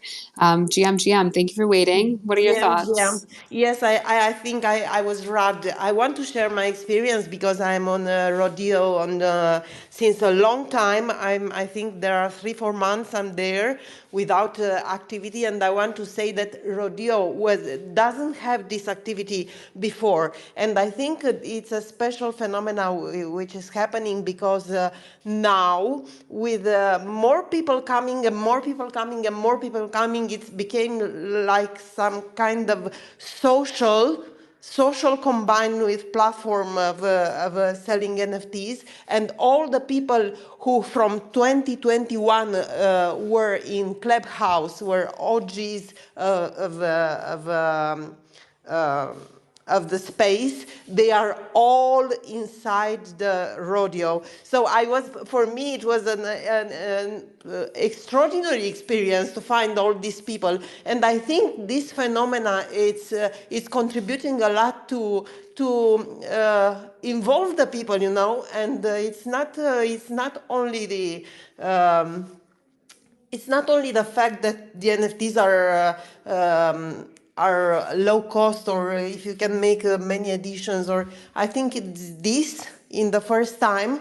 And second, there are two categories of people who are on rodeo. There are the artists who wants to produce art every day and to sell because they want to sell. They are desperate. The artists in the space, they don't see sales on other platforms, and they want to make some money, but also they want to collect, they want to enjoy the art of others, and they can finally collect pieces of important collectors, to take them with small amounts of money. It was impossible till now. It was possible maybe on Revel, if you remember Revel, but Revel is died, and it's very similar to Revel rodeo. So I think this is the first category, and the second category is the people who is on the rodeo to flip, and they buy a large quantity of editions, and they flip immediately, and this is a great thing. I saw people that they can make even I don't know what to say, even one ETH each day, only by flipping, and they are there all the time flipping. You need a hot wallet, not a ledger like me, because I entered with a ledger, and now I have problems to accept offers because you have to be very rapid and to act immediately, and you can gain a lot of money. And I think this is the second thing, the second category of the people which is on the platform. And the third thing I want to say about OpenSea, they should try to speak with OpenSea to make a better organization of the categories, maybe how Revel had before, by organized by artist name, on the left side to have some categories or to be able to make some research by keyword, because the people who wants to find an item in a huge collection like this, it's almost impossible. I try to search, and it's not possible to find anything. But it's a good thing that all the edition of one NFTs are all in the same place under the same image, because for other editions from other platforms, there are many NFTs, one for each edition, and that is not good at all. And also, I think what I believe it should be done now, they should have a token, but immediately a token, and to make an airdrop to uh, the users to the contributors of the platform, and based on activity, based on who was first on the platform, based on activity now, who is more active receive more tokens. And I think the token, it will be fire. It will be fire immediately, because it's already a thing that is growing, and this, I think it will be the best in the space. There is nothing which is. Today I was speaking with my husband. I said, "Is not that this is the ex Revel? They close it and they make, but I don't know. I cannot say this, but it's exactly the same model, and it's working great. Revel was not working, but this is working great. So I think all the people is excited, and all the people, you know. They are together. They are together in a social which is working. The algorithm is working perfect. I test it in any way. You are able to go up immediately if you do certain steps, if they collect your image. For example, I saw people that when someone collects their image, they immediately collect above from themselves other 1, 2, 10, how much they can afford. And in this way, you go immediately up on the home page. The algorithm pushes you immediately, and you go on the home page. And when you go in up of the home page, the people, million, or I don't know how many people are on the platform, but they see you. And when they see you, if your art is great, there you start to sell. And Yeah. I test it on my skin. I wasn't working with this platform. I wasn't selling nothing. I had, I don't know, 4 NFTs minted. And since 3 days, I made in 1 day and a half almost 1,000 followers. This is what I'm working. I hope to have 1,000 followers this evening. I'm selling. Of course, I'm not selling so much. I'm an OG, but you know, I'm not a known OG, because I didn't have the occasion before to make a name for myself. I am like another, I don't know, like Well, another artist. Yeah, you but it's working. It's working. I see it's working. If you work how you have to work, it's great. It's fantastic. Hey, thanks for that. Thanks for that input. Yeah, I think people who are grinding on there, to your point, to Rebecca's point, I think they are getting the discoverability that platform promises. I think there's a couple pitfalls that are introduced when you cater to flippers. That works, and it works really, really well. Sex sells. Like, Exactly, but you exactly. know, The like people. this, is this a one night stand or a long term relationship? I use that analogy a lot. Flippers are usually there for the one night stand, and then they're off to the next hot thing. So it's very tough. It's a tough line to walk, because you need that activity. Like, activity is driving some of the gamification, which I think is interesting. I'm curious to see how long that lasts. And I think you're right that there are the right people in the room at this moment. But if you look back to, for example, Farcaster, the right people were in Farcaster for the moment when Degen token was hot. So you go back to drop a token. That's also a great way to gain attention and to get the timeline buzzing, absolutely buzzing. But then you get people farming and you get all this inorganic growth that I don't think lasts. So I don't personally think a token is the end all be all. I wouldn't be surprised, like Brian said, like you're alluding to here, if it happened, it wouldn't surprise me at all. But I think that's going to end up being exit liquidity for people who are farming, who are clicking, who are working the system. There are so many ideas. I think that you can stop somehow. I think there can be a solution to stop people farming, and I think there are many ways to create with the token, to create other tools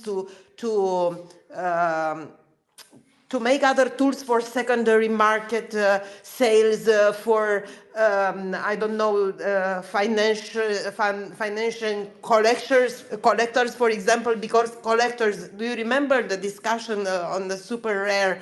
1 month ago, 1.5 months ago, it was a discussion about the collectors, that collectors invested a lot in NFTs in 2021, 2022, 2023, and now they don't have anymore the possibility to take out the money from the NFTs already bought, because it was a discussion about royalties also.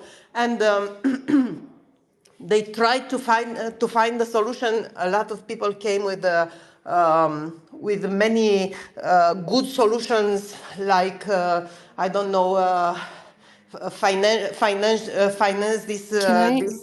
Can I ask a question? I'm so sorry not to cut you off, but stupid question. But what exactly is the difference? Because right now they're giving collectors like rewards, and just like Super Rare had the rare token, and then they airdropped a bunch of the rare token to collectors to say thank you and reward them for spending their ETH and their real money. How would a token be any different? Because they're already giving collectors a kickback, people already making ETH, and they could withdraw that and do whatever. How would a token be any different or more beneficial? This is someone that's not really clearly much of a trader. But I think that with the token, we could create a vault. We could create a vault for collectors, a vault guided by a community, by like a DAO, basically, like a community DAO. Yeah, like a community DAO, but not exactly a DAO. A vault where the collectors can sell their previously bought NFTs. They want to sell, and where they get a good amount of money, because they cannot sell. Why they cannot sell? Because they will never get the same amount of money what they spent before, and they will not get, because they spend the 10% of royalties, and it's normal, because a creator, if you are creators, we want the royalties back, and but from the collector point of view, it's very difficult to because it's like something that you add to the price, and they bought before with 3 ETH, 4 ETH, or even if one ETH. I found myself I have more than 3,600 NFTs. Of course, not all valuable ones, but I have valuable ones. I bought a lot, and I cannot sell anything. I didn't even try to sell. I didn't even try to list them. Bringing it back to rodeo, with what they are doing with their secondary market, is you can't sell it for less. So if someone's going to buy it, they're going to buy it for 5 times. Like, it has to go up. So in that aspect, isn't that kind of protecting the click? It's not easy. It's a complicated thing, but I think we can find solutions. If we make brainstorming in the space, we could find solutions, because we need a solution in the space, because collectors doesn't have any more money, and artists. I can speak, because I am an artist and I am a collector, and I'm coming from Web 2. I am a photographer with 20 years of experience, and I make AI since 2021. I'm coming from Ghana, and I sold my first works on OpenSea in 2021. So I saw a bit. I was on the roller coaster all the time, in up and down, in up and down, in up and down. And I saw the Yeah. market.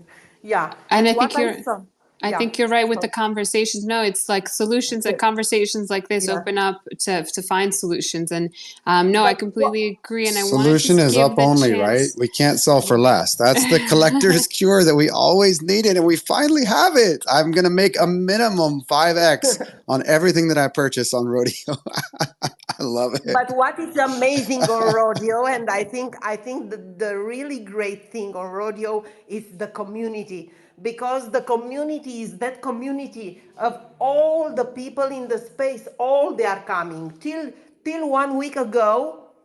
Nobody came, and now I saw all my friends from 2021. All they are there, It's and definitely having its they are moment. they are communicating, they are speaking. It's not true that it's not communication. You have to say thank you each time someone collects your work. I know it's very hard. It's very, very hard. I'm staying, I'm sticking on the computer all the day, all the night. It's hard, but it's the way to build the community. For example, I I like that always aspect. follow Let me cut you off. Justin. Sorry, real quick. The food master. Sorry. No, great Yeah. points. I think the social aspect is actually something that it's got going for it. The fact that Rebecca and you are reaching out to each individual collector to say thanks. That's probably a new paradigm that we haven't experienced before digital art and before social art, if that's what you want to call this.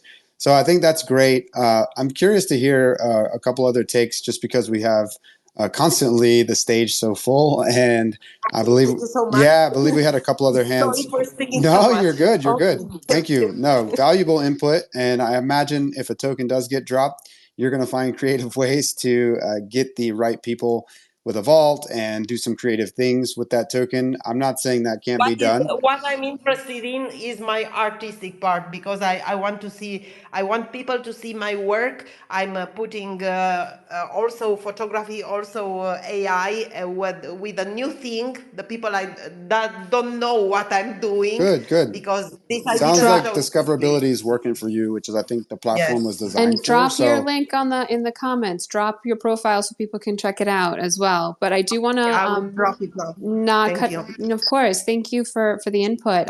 I do see a lot of hands up, and I do see more people requesting. So I want to be mindful and share the mic. Let's go to Dario, who's been patiently waiting, and we'll make our way around the room. But Dario, what are your thoughts on everything?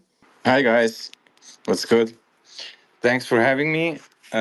Also, shout out to the food master who always collects my art. I don't even know who else, but really appreciate it. Hi Brian. It's I think it's I joined it before 3 days. I was watching it for like probably like a month or something.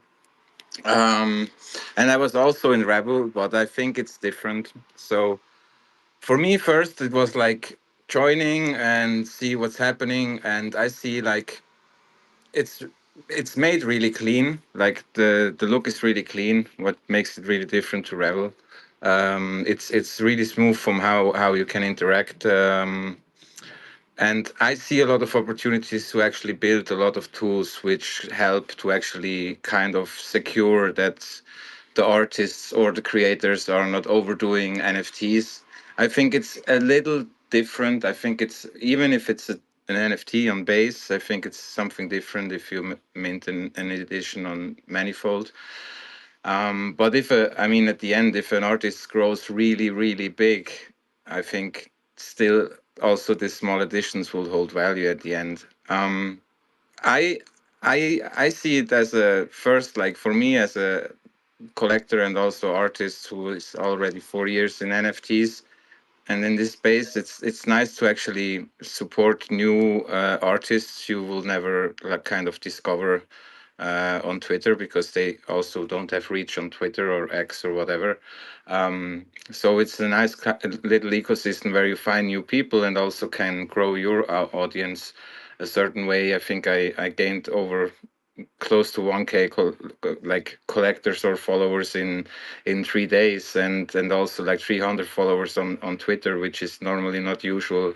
Um, and it's nice to connect like with like sharing your art, which probably is not like would you normally will not mint or you never showed. So for me, it makes sense just to discover, but also, like, even if it goes down and it's going to zero, the token is still here. And as we are in Web3, we have kind of the power to actually gamify lost tokens if we are able to actually burn them, which is probably, like, as we heard, possible. So I think many good sides, but also they have to actually build stuff. So, for example, for me, I would love to see something like this. This full set will make sense if you can actually mint something and only the full set owner can mint it, or you actually can set the supply, and if it's only an edition of 20, it's an edition of 20, even if you can sell a one of one there. Because I think if OpenSea will be kind of a social media where you actually need to curate your collection really hard, so it's kind of matching, like in like the social environment as Instagram, like every Instagrammer who has like a really clean feed and everything works together. It's like if they post, you already know that's this guy, and I really love it because of that. So I like it, and I kind of consume the content. I think there are many ways to actually kind of really build on that, but I think they really have to listen to the community and kind of take the momentum and release more and more tools to actually do stuff. What I also would love to see is like that I actually can send an NFT, which I was minting, to a friend, easy way, like within the DMs or something. Yeah, stuff like that would be fun actually. I think I know you can do it over the contract, but I think it would make sense to make everything in the app to have like everybody there. Yeah, and I'm sure they're going to start slowly releasing more features. And I'm curious as well, the full sets and where artists are going to take it. At the end of the day, I think they're really providing artists with certain tools, and it's about them using it strategically. And Brian mentioned this a lot about it being personal to the artist and how they choose to use the gamification process and all the other tools, and how they want to storytell and all of that. So appreciate your take, Dario. And I want to actually share the mic to Sunny, who I've been seeing post like crazy about this. He's had some really good threads. Sunny, if there's anything specific you want to just pin to the top and share with the space, but also I want to give you the mic to just hear from you directly. What are your thoughts on everything? Thank you very much. So backstory: I've been rodeoing for the last 6 months, I guess, ever since it first came out. Wasn't really very popular. It was not where the crypto Twitter's attention was, so I wasn't really talking about it on the timeline. But I want to address a couple of things that I heard. I think Brian was kind of talking about, liking it and is it valuable, secondary. The way that I think about it is everything that is posted there, I treat it as a one of one. And then I think about what percentage of that one on one do I want to own? So I'm looking at everything, from a fractionalization perspective. If you look at the leaderboards, or who has the most mints, you can see who are the people that are that are coming in with conviction, behind an artist. And I think these are going to be little clubs that are going to be very hard to get into as time goes by. The other thing is discoverability. Obviously, I mean, this is the best thing that has happened to discoverability. I've met more new artists in this space, on rodeo in these past few months than I have in the entirety of my 2 or 3 years. Being a collector, here. And it's not that those people are just new. It was just that our paths just never crossed. And the social graph, the impact of this down the line are going to be huge. Right now we all exist in crypto Twitter. I shudder to think what happens if Elon gets upset with any of us, and poof, it's all gone. Like, you literally cannot just start from zero and build a social credibility again. So having that on-chain proof of sort of not proof, but on-chain relationship with these artists, with these with these people that are here today, it's going to mean something someday. You know, what else do we have to show up for? You know, let's say it's I don't know, 2050, and you know, you tell somebody I was there. What you know, is there? How do you prove that? So I absolutely feel that this is going to be critical, and I think amidst the, you know, the 35 cents, the additions, and, you know, all the debates that are happening right now, that part is getting lost in the sauce. This social graph that we're all building, uh, it's going to be incredibly important for an artist to be in wallets who care about art. It's going to be important for artists to be in wallets, who are in it for the right reasons. Eventually, you know, that is going to mean something. I don't think, everybody's realizing the potential of what that could mean for an artist's trajectory someday. But one other thing that I quickly want to hit is what fractionalization allows is for these relationships to bloom and blossom and evolve over time. Right now, whatever's the holder base right now is going to change very rapidly in the coming, weeks and months. There are some people that are going to, be happy with the 5x or the 10x, and, there are going to be some people that are going to come in thinking that, the 5x and the 10x is a very small price to pay to be to have all of this art. And then finally, fractionalization to me means that, you've just increased your reach. And I'm talking about the average artist who has, I don't know, 3 or 4 mints stuck on primary, for, a certain for a certain price. It is liberating in a way when you take away the decision, the 20,000 decisions that you have to make before you mint anything about, how many editions, what price, my previous one didn't sell, should I drop the price, my collector might feel bad, I'm gonna, what is it gonna mean for my value, what is it gonna mean for my credibility? In a way, I'm seeing that, it's artists are feeling a little liberated when they don't have to make that decision, and they let the market do what the market wants to do. So, obviously, rodeo's got attention. Rodeo's got all the eyes on it, so it's a great place to be. And I'm not proposing everybody to jump on rodeo. What I'm saying is experience it. Experience it, contextualize it, and then figure out how you want to use it. I've probably seen more than 2 dozen ways that artists are using it. Whips, posters, announcements, art, you name it, commentary, satire, just shit posting. Um, i- it's a tool. It's a tool, which everybody has to decide how they want to fit into their toolkit. Sunny, there's a couple of great points that you brought up that I want to mention. And first of all, I agree, it's how you want to use it. And there's so many different approaches and ways to do that.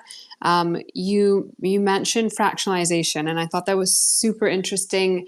I don't know, this is going to sound like a weird analogy, but to me, it sounds like, yes, it's just another perspective, another way to put it. I think some people resonated when they first read that. I'd seen tweets that didn't love the word of it, but at the end of the day, it's the same concept, I think. At the end of the day, you're creating super fans, I think, and you're giving people the accessibility. I actually think someone just tweeted that Slime Sunday dropped something as just now, and not many of us can afford a one-of-one Slime Sunday, so it's like you said, you're building out that community. The biggest thing that you mentioned that I really resonated with kind of goes around the concept of what exactly is rodeo, and we're seeing it become this hybrid of a marketplace and a social platform.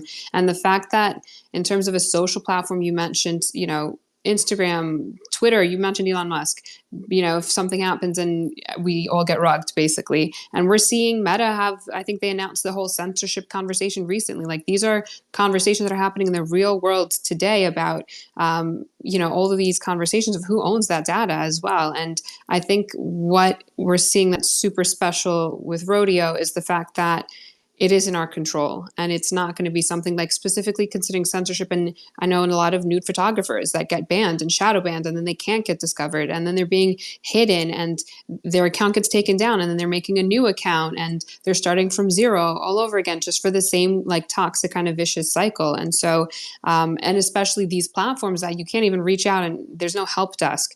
It's a done deal, and you don't really have any other options. You have to play that game because everyone is using Instagram and Twitter and all these mainstream platforms. So I'm also just very curious how Rodeo is going to develop in terms of their censorship, and are they going to censor certain images and posts? So I don't know. I think it's super interesting, but I can't wait to see how this kind of evolves. I do see a lot of hands up, so I'm going to put this on Milton and make him choose who goes next. Milton, who's going to go next? Yeah, no, great points. So I just wanted to quickly touch on the fractionalization. Double-edged sword there, I would say. My initial reaction was to just say bullshit because that's my take. And I stick by it because I fractionally own a lot of bullshit in my wallet. So I'm not particularly proud of all of those things that I collected. There was kind of a hype wave, which I feel like some of this stuff still is. So I'm playing devil's advocate here for sure. But it's an interesting take. I respect looking at it that way. And I definitely feel like there's some liquidity feature to it, which is desired amongst collectors. So I'll give it credit on that end. As far as hands go, I thought Rebecca had such good input earlier. I'm laggy from time to time on my end, so I'm hoping I'm seeing the right hands. But I saw Zach's hand up earlier, thought it's disappeared. I do see Rebecca's up. So while I see Rebecca's, I'd love Rebecca to chime back in with us, and then we can go to Zach. Rebecca? Oh, you know what? I raised my hand about something like that we were talking about a long while ago, and forgot that I had it up. Um, I guess talking about going back. I apologize for going backwards, but talking about sustainability. And we had this conversation in another space with Kayvon a couple days ago. Like to get to have what kind of effect is rodeo going to have on artists' careers or sustainability that translates into real world beyond just getting sales. So I asked Kayvon, I'm like, are you curious about implementing some sort of call for artists tab on rodeo, kind of like how Hug or Join, if you guys remember, Join used to do it. So even to start as maybe an online weekly curation based on a theme to start for a new tab for people to explore. Maybe I suggested to him maybe they have a weekly curator, kind of like how Art Tank does it through Cause. But I think sustainability, for an artist with, in time, efforts like those, especially a call for artists to anything that gives artists an opportunity beyond just the transaction, I think would really be beneficial and cool to, kind of bridge that URL to IRL experience, because maybe in time that could lead to an IRL rodeo exhibition in a gallery or at a conference somewhere. So I brought that up to Kayvon. He said he wanted to keep things relatively simple, but there's lots of potential, but then again, none of us know if this is just going to be another platform that's built up and people like it and then gets sold off, which that could happen too. What if rodeo does become so popular that the big dogs Meta or somebody wants to buy it and then implement their own algo changes. So I know this is all hypothetical, but there's potential to take it in multiple directions. I really hope that as an advocate for new artists, I really hope that they go the route to really focus on other opportunities that they can implement on platform too. Rebecca, can I add something to what you just said? If Vasia Mak, if you allow me. Yeah, you're allowed. Go ahead. Um, I'm pretty sure I butchered your name. Uh, Vasia, but it's um, okay. Vasia. I'm sorry about that. See, discoverability from the social graph is what is really working right now. And I think there, by when you kind of, try to insert curators into it, when you try to insert, um, like whenever you do some kind of handpicking, that's where I feel like gates start to form. Who's choosing? Who's picking? Um, this right now for smaller artists, the best thing that we could all do is to let our eyes and our likings and our taste and our sensibilities do the talking. And I think that's the best way that we can elevate artists. From volume perspective, obviously the popular artists are, gonna get volume right now because it's their first rodeo, and obviously there's excitement.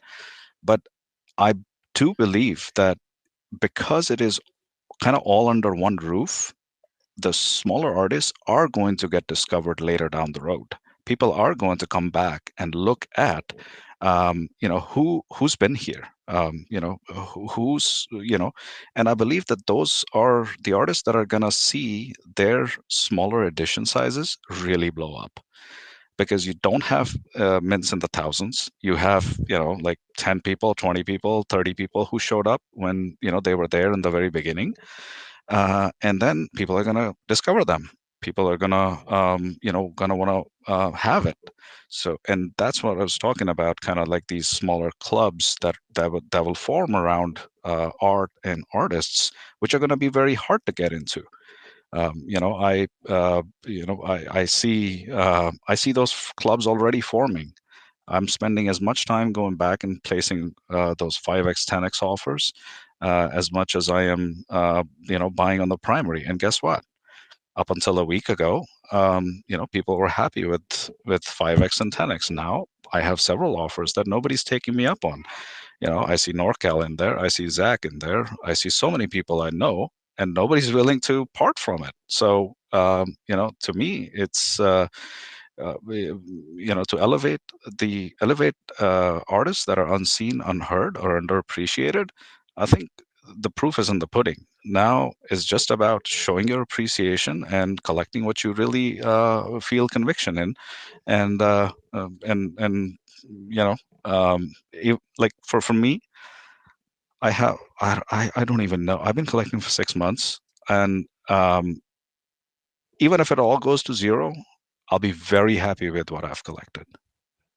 I Sunny, think I that's a just great point. Go ahead. Go Milton, ahead, I'm sorry. Vasia. I just want to mention as we're talking about more of the collector, because we talked a lot about from the artist's point of view, but also the collector's point of view. And I'm surprised no one's mentioned it, but I really want to emphasize how unique this feature is our ability to watch what other people are collecting. And I think that definitely, like, again, I'm thinking about Nifty Gateway back in the day, and you used to certain collectors that would just discover these artists a little bit earlier, and you would kind of sneak into their account and watch what they've been collecting and kind of do your research that way. But this platform right now is giving us the ability to see in a much easier way what others are doing. And I think it's not only fostering community in a very organic and sustainable kind of way, but I just feel like, again, it gives people the opportunity to really discover and see more audiences. I think it's a great feature. I experienced this the first time around when I started collecting on Tezos about 2 years ago when Misan Harriman was collecting for the Tezos Foundation. Um, I'd always wanted to collect on Tezos, but just like when you come to a new platform, it's very hard to navigate. Like, where do you start? Do you just start like browsing pages and stuff? He was kind enough to share the wallet that he was kind of like semi incognito collecting, so he was kind enough to share his wallet with me. And my biggest the biggest thing that happened to my art collection was it gave me a window into, or let me just rephrase. I found a curated wallet that had already done all the hard work for me. So all I did was just shop in there. And now on Rodeo, I know NorCal's got great taste. I know Kayvon knows people. I know Zach is kind of, his game is top notch. So I do my usual thing. I look at my social feed, but I also go do I do go onto their wallets and see what they're getting. And it's worked out amazing. So that's where I think curating your social graph is the key. If you're following the right people, the right artists, and you kind of like filter out the noise a little bit, it makes it a lot more efficient and a lot more pleasurable.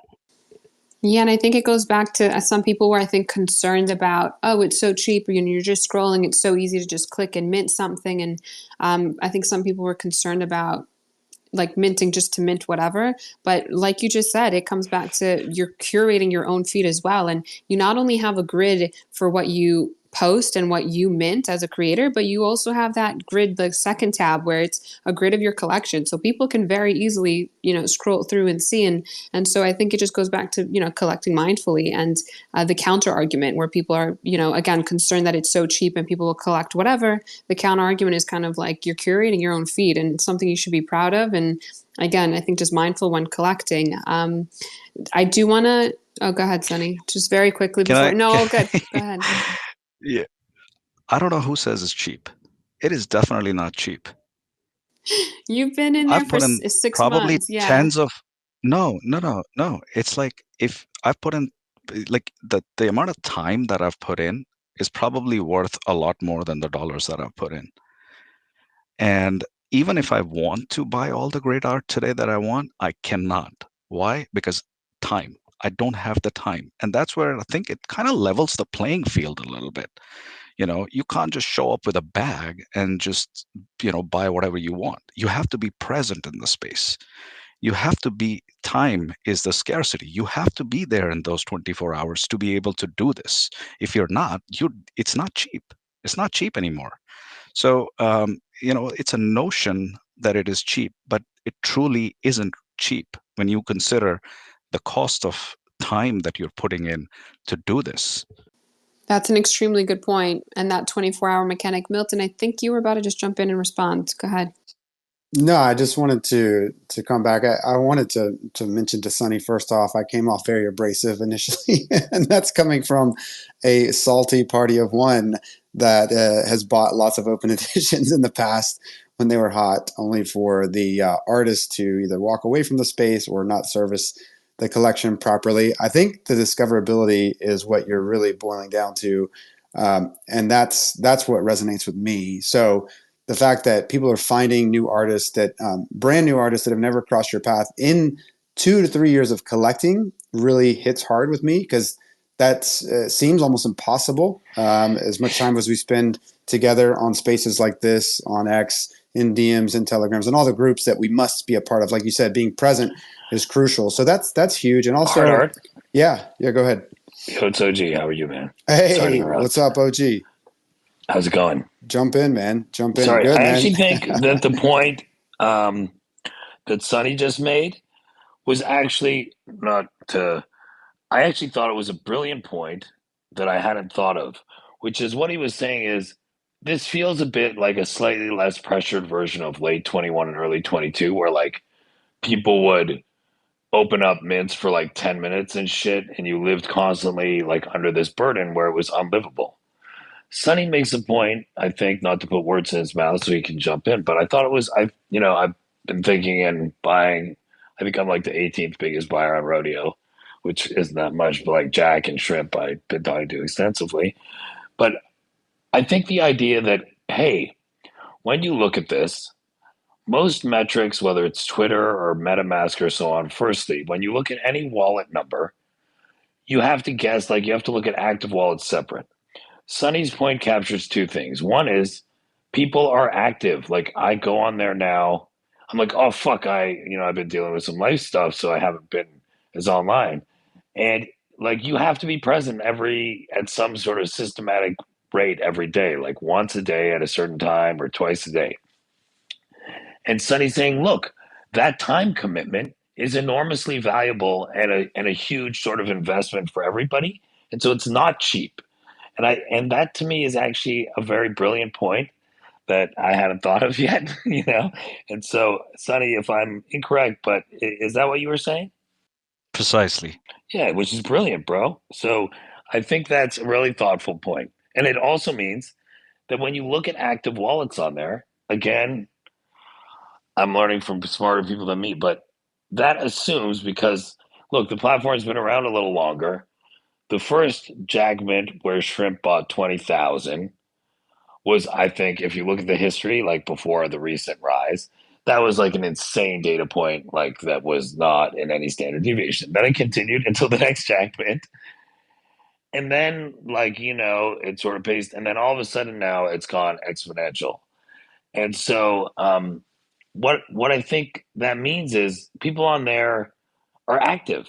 They're like, not only do you have to go on, like Sonny said, which is a time investment, but means like, yo, to play this game, you have to be there. And if you look at many people's Twitter followings, like for some of the big accounts, like one third or more of their following is dead. And what kills most projects, why I introduced a revocable token for my project, which sounds crazy, was I've been in so many communities where they die because it's all dead wallets who don't participate. And the minute anything good happens and somebody checks in, they sort of, some portion of those reappear and dump into the work.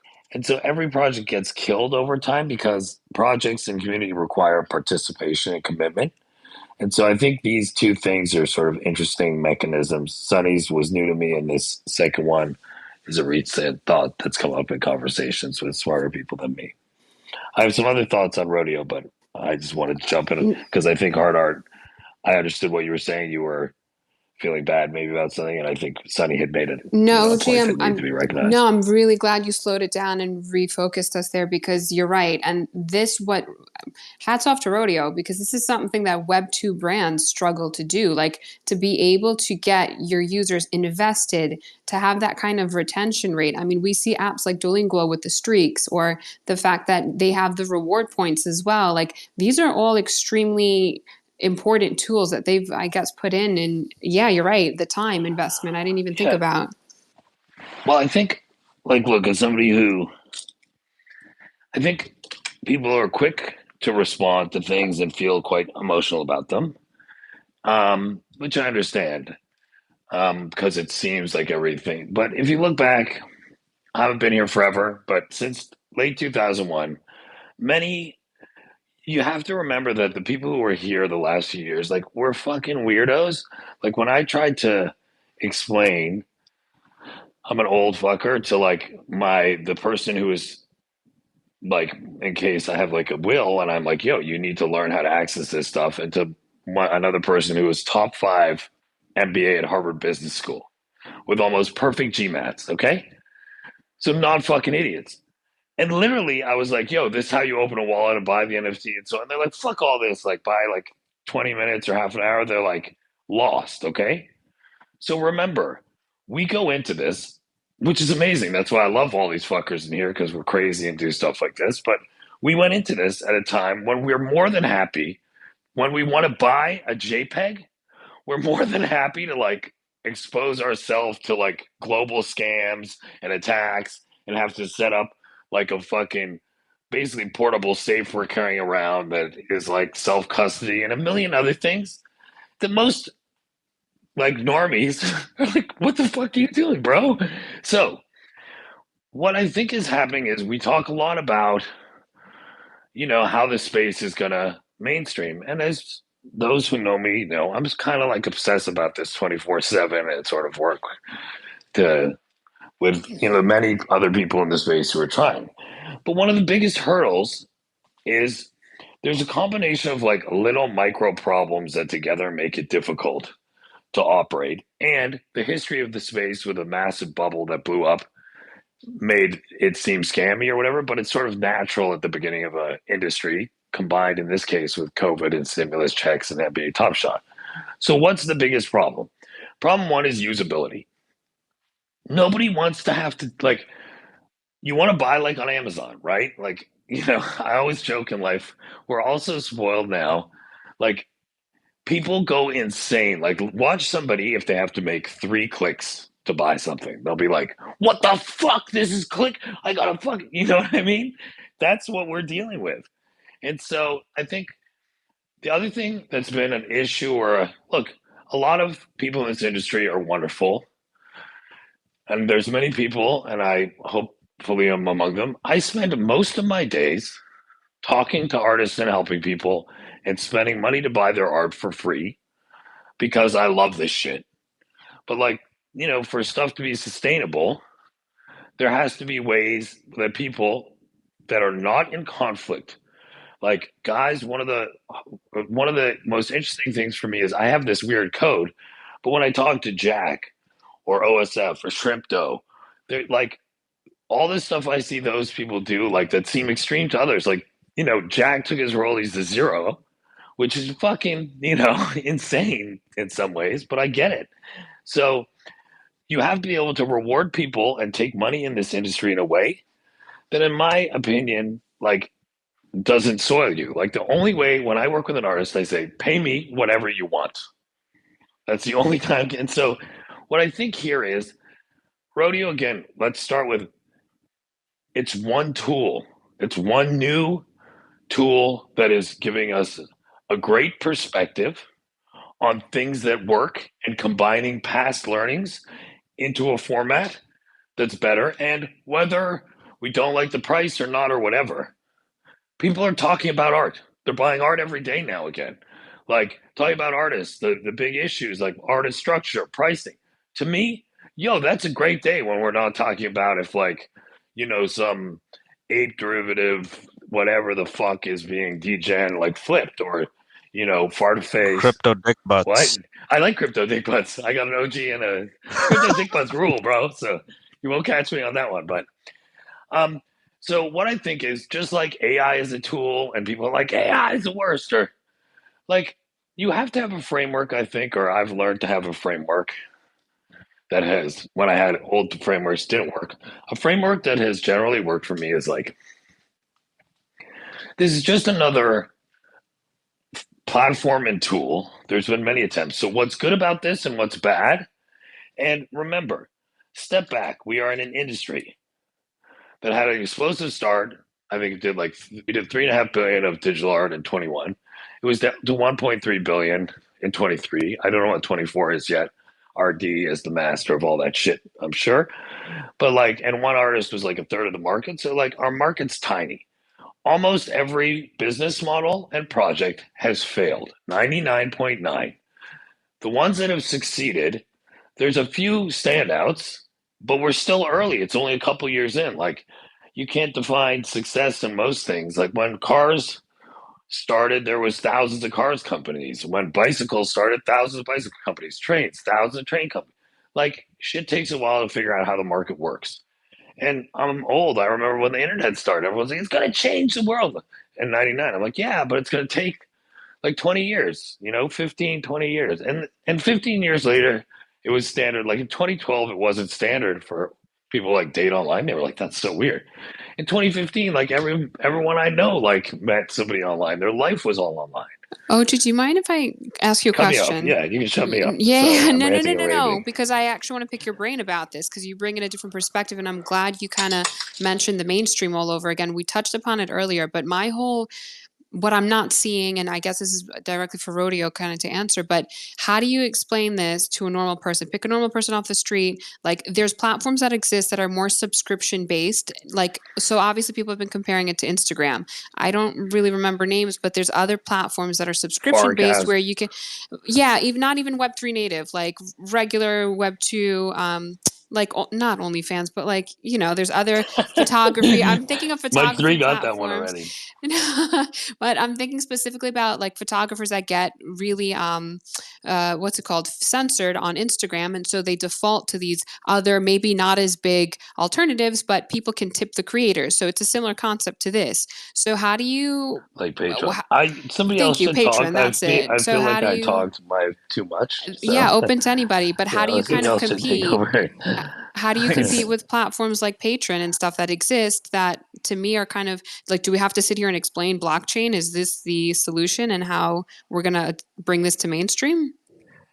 So I think you're actually looking for like Tumblr as a explanation for another platform out there where people put out the content to be created. And they get Yes, tips. but you got tips on Tumblr. Okay, cool. Yes, continue. Sorry. No, I was just gonna say I think that was what you're looking for. But I mean, in terms of how can this compete with Web two? I mean, I think that Web three is ultimately going to mirror Web two in a certain sense. That just like Web two, you have ways to get tipped and everything like that. Web three is going down the same path. And it's in fact, I think it's even more simplified. I think we overthink it when we try to tell people about it. Um, you know, we've got a really good example with rodeo, and just kind of the complexity of Web three is Whale Sync or Computer Blood. He's got a monthly subscription out there for his community, to participate in, and he does drops for them.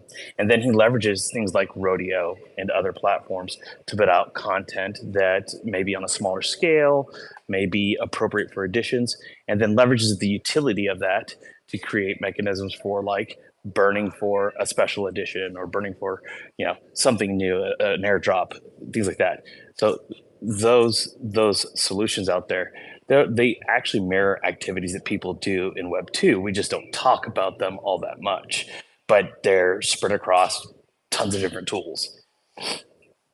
Yeah, and I think the mirroring is definitely crucial. Like when you present something, you want it to be something that people are familiar with. And again, even going to something as simple as the ability to sign up to this with just an email, and you can purchase credits with a credit card, like those are definitely crucial. It needs to mirror what people are familiar with. But I mean, I guess, again, my kind of concern goes back to, if this is meant to target mainstream people, how, like, what sets this apart from other platforms? And I guess what's going to be the pitch to really try to onboard? I think a lot of the users obviously now are crypto natives or in Web3 and collecting NFTs. So for us, it's a bit more, it makes sense. And we get why this is a nice pivot.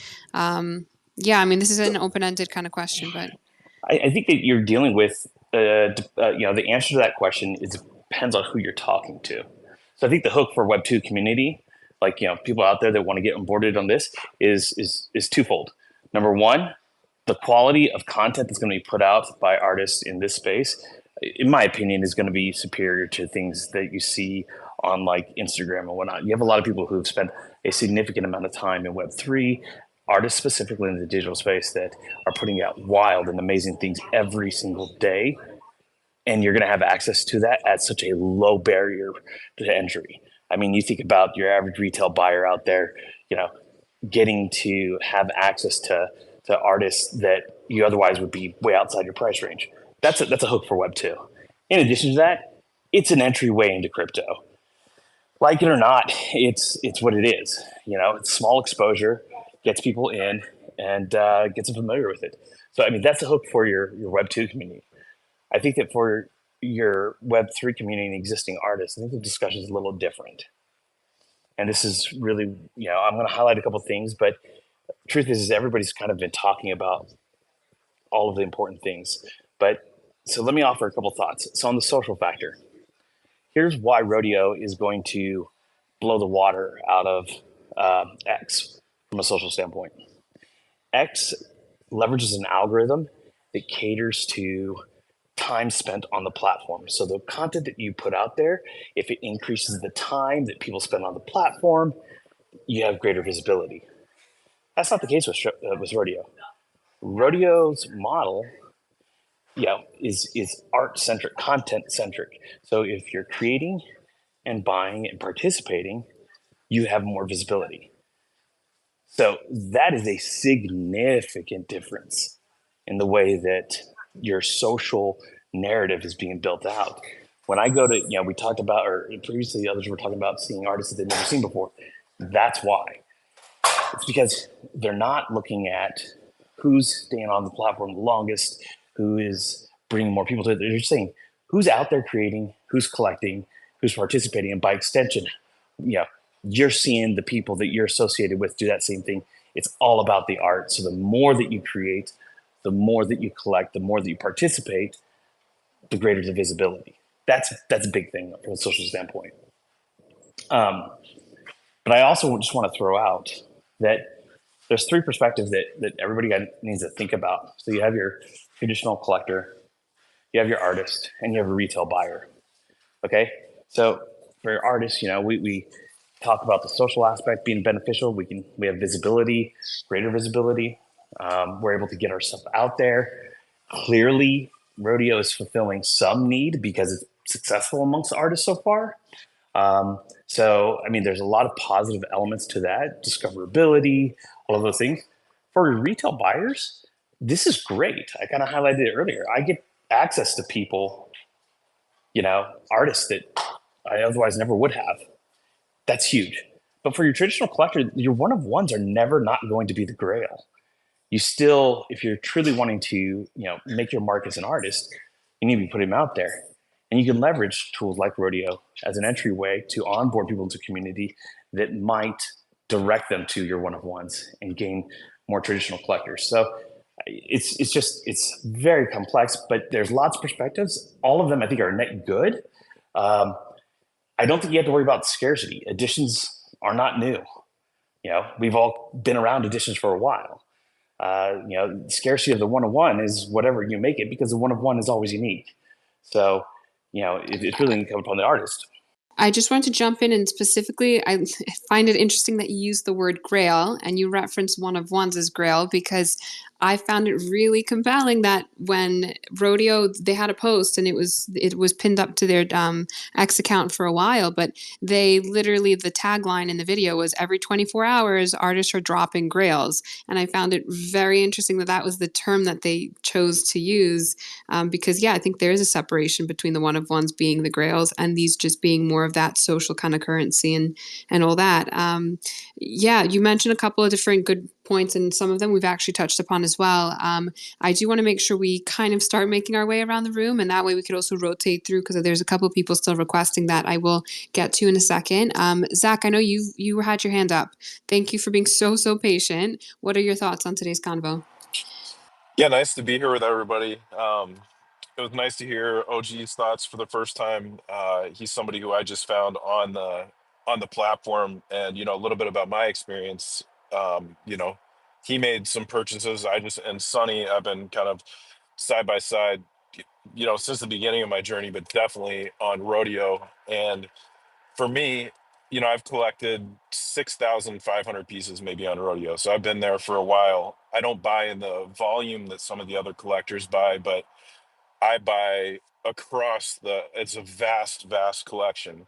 And what I find fascinating is I've been in this space for just over 3 years. And I was known as the editions guy essentially when I was collecting on ETH, and I would collect editions, but I would collect in the capacity that Sonny is describing. I would buy whatever percentage I wanted to spend.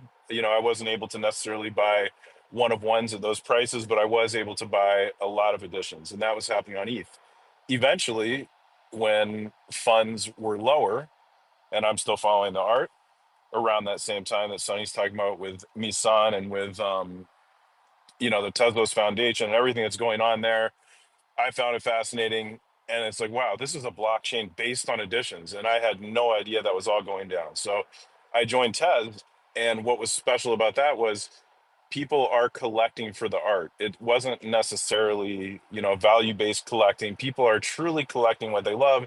And it was outside of Twitter. So I'd say in some ways I was a little bit disconnected from the Twitterverse because, now I don't need the timeline to collect. And so I'm just collecting from other wallets I love. I'm going and looking at artist wallets and I'm collecting there as well. And it's fun. It was just fun to collect. And, Solana, where I've collected a little bit, I still didn't collect as much because during that time I'd always look, what can $100 get me on Tez? All right, I'm not going to spend it on ETH mainnet on gas. I'm going to go over on Tez, and this is for the art. If I'm thinking from a gallery perspective of what I'm going to ultimately share, this is the best place I can buy. And I saw the criticism of Tez over and over again. You look back at now, that money that I spent on Tez, that collection might be worth more than what I spent on ETH mainnet, and I spent 10% of that price.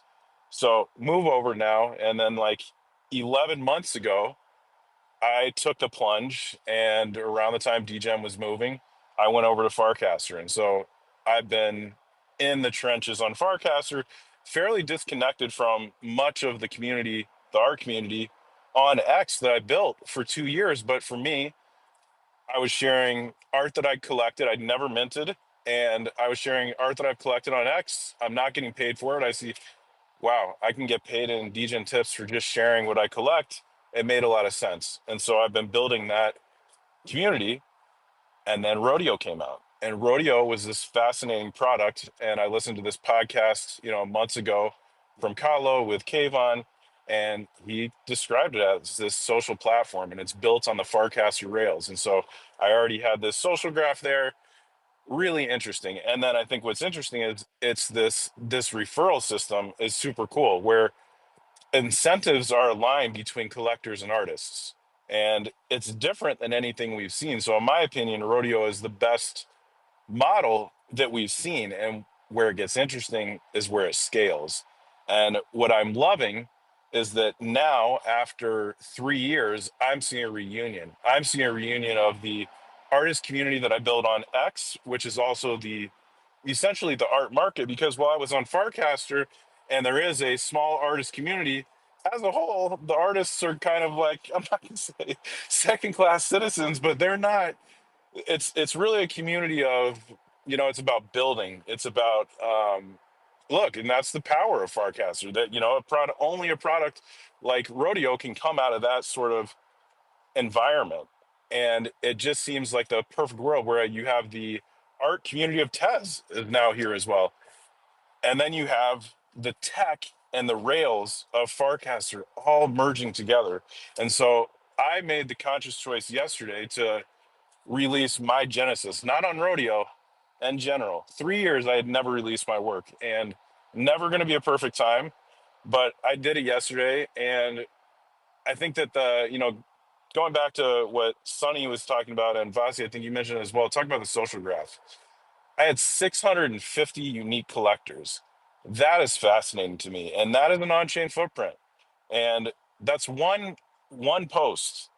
And so I think for myself, now I've released that pressure, you know, not looking at the monetary side of it. It's like maybe a few $100s.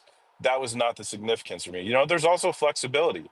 For me, I minted a lot of my own work, and I did it. I have, fan token holders for Moxie. I'll give some too. I've tried Alpha Friends, this other project in which I'll give, different people. Family and friends I'll give to. So for me, I'm so excited about all the different people that were able to collect. And yeah, so we'll kind of see what happens, but it is fun to see everybody come back and come together, because I think that with Tez, with Farcaster, the art communities felt really, really divided for quite some time. And at least, like everybody's saying, look, people are talking about art now. The community is now talking, and all these people are here. And so, somebody may have only purchased one edition from me, but man, there are some people who I have the utmost respect for, that my work is now in their wallet, whether it be artists, whether it be collectors, whether it be community builders. So I'm all for it. I'm all for the possibilities, and just kind of seeing what happens. Like, at the end of the day, this is the best option we have today. And as Kayvon kind of said, look, with Foundation, they're not getting rid of it. It's not going anywhere, but that model's broken. And I agree with that. I think that we're looking for a new model. And I'm thinking about also let's say, normies and whatnot. And I sent it maybe to 40 people, 45. I have to look, people I know, friends, family. I think two collected it outside of this space, but that is a big deal. And it's like, though, two people were able to figure out, okay, you don't need a wallet. You just need to put in your email and sign up. And they did it. And I think I didn't even know that. I was assuming you had to get a wallet and all that. But I think that maybe once we know that it is that easy. Wait, you just need an email? Because if people can just sign up and make it easy, I'm sure tons of people would have collected. And so I think this is the closest thing that we've gotten to be able to onboard. And last thing I'll say is I took my wife and two daughters, 6 and 9-year-old, out to dinner last night to celebrate. And I made a point to try to explain to my family the significance, because to them it's like, just another day. It's like, no, I'm going to take you out to dinner and we are going to talk about this tonight. Normally I talk about it with everybody here and I separate, that aspect of my life because they don't want to hear about it anymore. And then I had my 6-year-old repeat kind of what I said, and she kind of got it. And I think we're getting there, kind of like OG was saying. It's like you could talk to the most intelligent person in the world, and it's still really hard to explain. That's what I felt when I tried to break it down. I was like, wow, this still, after 3 years, is really hard to get in the mind of somebody else. But we've come a long way. So just grateful to be here and to be back, have a reason for me to be back on X talking to this community and have people that care about the future of kind of where we're going in this digital art. And also, Can I jump in on Zach? yeah, go Oh, ahead. sorry. I'm Can, I'm Swiss. I always don't catch the right timing. God damn go, it. go for it. I was gonna say last thing I was gonna mention with Sonny is like, I was the first subscriber to Peacock Art. And so Sonny's been collecting on Rodeo, collecting these like in bulk. He's been collecting like 50, 100 of these editions for months when nobody else was doing it. So, I think I've been able to see how this kind of market was going to play out for quite some time. But that's definitely a way to kind of catch some of those older editions. I'll be curious to kind of see what he ends up, releasing there over the coming months. But yeah, grateful for him kind of pushing me every step of the way. And he was definitely one of those people that's like, do it, dude, do not wait, just go, just mint. And same thing for my second one. It's like he was the one who's just like constantly pushing. So grateful. Vasia, Dario, go would ahead, you because like I to know say something? I Sorry, was. Can I just it's is your I comment? really love the conversation, and thanks for having the space first. Um, Zach, like great art first. Saw it. I think it was one of the first pieces I have collected. I'm not sure anymore. I have too many. I need to scroll down. Like the fuck. But I think it's kind of the Instagram on steroids right now. If you ask me, it's like, and one thing, there was so many good points like in the last like hour. I think I lost a lot, but one thing I really like is like my timeline is now art again, and it's not meme coins anymore. So I mean, artists go through so many different things, like like cycles in this space. Like I joined like 2021 early February, and after that the Bored Apes came, and everything was PFP, and it was like for me it was okay because I was already grow at some point, but for others it was actually really hard to actually grow and sell art. So and then after like the last years, like the meme cycle was coming and everything was floated with memes and shit coins and everything. So for me, it's also much more fun to actually collect art, and I think it's really valuable to actually have something where you, yeah, this the reward system is actually really great. I don't know how it turns out with like higher fees and stuff, but if you think about Instagram, if there is like a big, like for example, if I say to my friend he has 1.2 million followers on Instagram, come over to Rodeo, make a tweet, and then actually tell on Instagram that they actually can own the tweet or the post or whatever. If things like this happening, I think it could be much more valuable for actually for the influencer itself, because you get actually paid by just creating content, and you don't have to advertise yourself with like thousands of products because you share value and you actually have to live from it.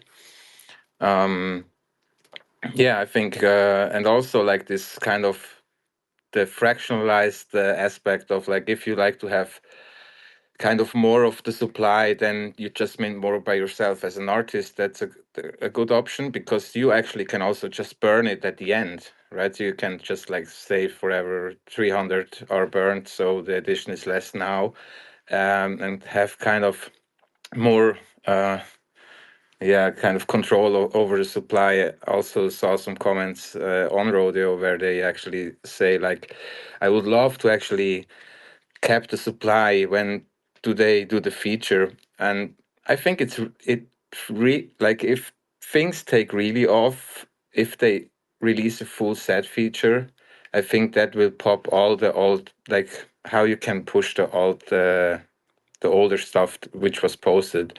If you have full set, then you can actually mint this, and if not, then you can't. I think that will be kind of crazy to see what's happening then. I I definitely agree. agree with the gamification. I'm so sorry, Zach. I actually want to, And Dario, I agree with next drop. Sorry, guys. That's okay.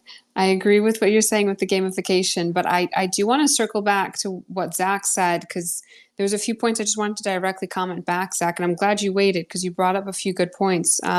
There's been a lot of people, I think, on Twitter that have been comparing this to the Tezos ecosystem, and I definitely love the energy that Rodeo's been bringing to the space. I think it's just a really great reset and breath of fresh air that we need for 2025. But you brought up Farcaster, and maybe it's just me, I'm not as familiar as I maybe should be with Farcaster, but when I saw Rodeo kind of initially and started first doing my research, my whole concern was, what is going to make this different from platforms like Farcaster? Why is this going to have longevity and kind of be around in a month, compared to some other platforms, and not even be around, because Farcaster is around, but I feel like just like Blue Sky and certain other ones, they kind of peaked and then all the attention went somewhere else. So for someone like you that's more familiar with Farcaster, what are the biggest differences, and why do you think Rodeo is going to really be the one that outlives all of them? I know you mentioned the referrals and kickback, but can you kind of just clarify for us? Absolutely. Look, Farcaster is the protocol, and this is, a social network built on the back of Farcaster. So, that social graph in theory is not in theory, like it's separate, kind of like Sonny or somebody was saying, if something happens with X, you potentially get locked out of your profile, that can happen. Where on Farcaster, that social graph is supposed to export different places. So I had an advantage of being, I have a couple thousand followers on Rodeo already, because basically I was able to import my social graph from Farcaster. And, I think that the other main thing that I think was taken from Farcaster is basically, the earlier you are in theory, the more equity and skin in the game typically you get, the more you're rewarded.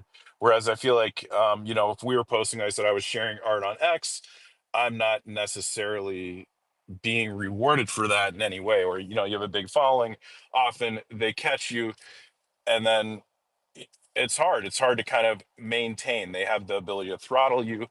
And what's really fascinating about this, and why I'm interested, is like, look, I have a degen allowance based on, so basically put this all into Farcaster. Imagine you're on Farcaster.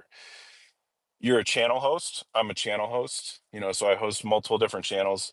I have a degen allowance, meaning like I have money I can just give away every single day. The more I stake, it's there. There's other products. So every time I interact, I reply with you based on, my Moxie score. I'm literally just giving away money. And now this referral system that's built on top of this Farcaster social graph allows me to receive rewards. Like if NorCal sees something that I've collected and he likes it and he collects 5, I get 1 for free. It's incredible. Same. Sonny is collecting for Peacock. He goes and collects 50. Perfect. I just got 10 or 12.5 for free, because I'm being rewarded for the time and selection that I've already made. And so I think that the economic model is just more in tune with, if you contribute to this network, you're going to be rewarded. And so I think with Farcaster, the it's that it's that graph. There's going to be other things that come out from it, but the irony is, it's built on the Farcaster rails, yet the Farcaster community, I don't think, is embracing it right now as much as the art community on X. And so there's this weird dynamic to me where I'm thinking, for people who are native to Farcaster, and I think maybe because a lot of the OGs were on Zora first, and I don't know if they're protective of Zora and whatnot, or feel threatened by this new sort of system. But I would say it's not getting nearly as much attention over on there, even though it's built there. Yet, that's where, that's the origin. It's a fascinating dynamic. So, I know Sunny is also tuned into the social graph and kind of the impact that it could potentially have. I don't on rodeo. I don't see them like I don't see them as rewards. I see them a little bit differently. I see curators getting paid, which has never happened in this space. Sunny, I'm so sorry to cut you off. I don't know if it's just me, but I have a hard time hearing you. It's like very choppy. Milton, co-host, can you hear him okay? Yeah, his last speaking was a bit choppy. Do So you want to jump off, Sunny, and come back in maybe? Because it just sounds like it's super hard to hear you. As we give Sunny kind of a minute to jump back on stage, let's maybe swing the mic, not to switch the conversation, but Plotsky, I know you've been patiently waiting, and then we'll kind of circle back to this point. Plotsky, I don't know if you're still there, but go ahead. Yep. Oh Hey, yeah, how are I'm you? here. You were cutting up a little bit for me, so I was just waiting a second. Good. How are you? Doing Are you good. hearing me Thanks for okay? joining Okay. us. Yeah, I hear you. Thank you. Okay, so I've been only using Rodeo. I don't know if it's been 3 days, maybe four, kind of a blur, but I love it. So, I mean, I don't want to repeat. I have stuff to say, but I don't want to repeat everything everyone else has been saying, but I agree with pretty much everything I've heard on the stage. I know it's been overwhelmingly positive, and that's been my experience with it too. Um, I have found so many artists that I didn't know that existed, and I haven't had that experience in this space in the last like 5 years. So the main hub for me and most of us is Twitter, in this ecosystem. And I don't know how I haven't found like these pockets of people, but as someone else had mentioned, the way I'm functioning there, um, I'll look at profiles of people that artists that I admire or respect, and then I'll look at who they're following. So that was one way I was kind of quickly building the network of like profiles that I recognized or just new people. But I've seen, I want to say, thousands of artist profiles that I have never encountered. Um, Usually, if someone purchases something from me or if it's something I'm interested in, like just something draws me to them, first I'll click through to their Twitter to see if I follow them there, if I recognize them. And a lot of the people, I'd say the majority, are people that might have 50 or 100 followers here, but their accounts are years old. And it doesn't seem that they might even be doing NFTs. So these are artists that are coming in and they're legitimate artists, but they're not necessarily from our space. So that's pretty interesting too, because like someone else had mentioned, someone could come in and use a credit card to purchase the tokens and create, well, I mean, collect, but to create, there's no like educational barrier to do so. They don't have to be familiar with Web3. So, yeah, I'm thrilled with that aspect of it. Um, it's somewhere that I feel comfortable putting my photography because it's a very even playing field there. I don't feel like it's a major decision for me as far as putting together a collection and pricing something as a higher price point. Um, People are collecting my photos and it costs the same as the largest artist on the platform. So it's kind of cool that I know people are getting them because they like them. So that's a nice like comfortable place for someone to experiment, I think. I Um, Do you mind if I jump in right there, Plotsky? Guys, I no. love that you mentioned this because I think we're going to start seeing, and we've already kind of started seeing, collectors kind of turn artists and release certain work. And, I think it's very interesting because what you mentioned about experimenting. I think even Will had like drawn stick figures and posted it. And I was kind of thinking about it earlier too. Like I have an account, but I'm not an artist. And when you click on my actual profile, like the first grid is going to be empty because I don't plan on minting anything or releasing something as a creator. But now that you kind of pointed out, like this is kind of a little bit of a lower risk in terms of minting, and people get to experiment. And I'm curious, I guess, if we're going to start seeing more of, collectors or other builders, like non quote unquote artists, to start releasing work as art. I think it's going to be an interesting, I don't know how it's going to roll out, but Sunny, Right. I feel that's Let me, already can happened. I Because you I see missed a lot. Sunny for a second, but I hear it. Go ahead. Sorry. Oh, you see a lot of people doing memes and things like that. So yes, it doesn't necessarily have to be a certain type of art. It could just be something for fun. Um, let's see. It's on-chain participation Yes, is how I see it. We're all kicking around on Twitter all day. you're fading out. Can you hear him? no, Oh, there we go. There we am I go. not? Can you hear me now? Yes, loud and clear. Oh, perfect. What I was saying was, it's on-chain participation. We don't have to club everything under the umbrella of art. I see it as participation, and I see it as on-chain footprint.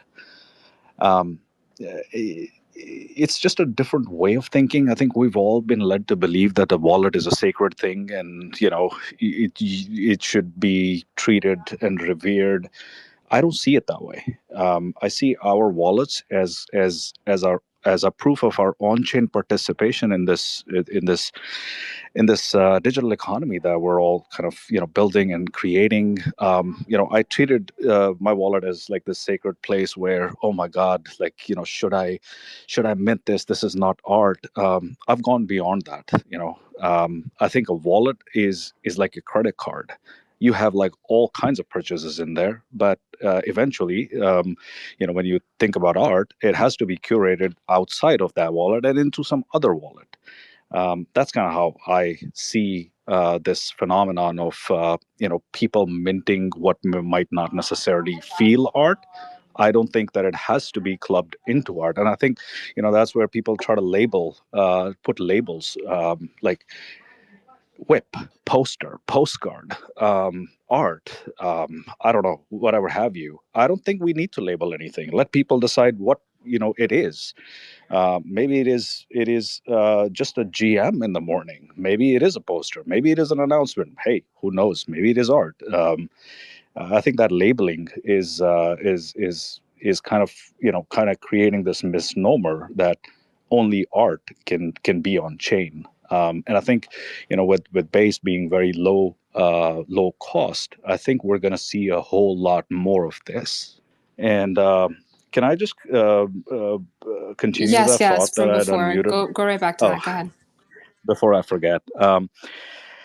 It was around that, what Zach had said about rewards. I don't see it as rewards. I see it as curators getting paid, which has never happened in this space. We've spent how many years just putting art on our timeline day after day, 100 times a day. And, this is probably the first time that I see that taste can be monetized. um, there are so many phenomenal artists with phenomenal taste among us, and we don't even know. I think this is the opportunity for tastemakers, for curators, to really grab this by the horns and be known for those tastemakers. Where I could, what, this is going to get very noisy very quick. I need wallets that I could just go once a day and just shop there and forget about it. That would be ideal for me. Like right now I do the same. I have that there are these artists that I really have fostered a very deep relationship with over the past 2 years, and I trust their taste. I understand that they have the eye. I go and I make sure that I visit their wallets every day.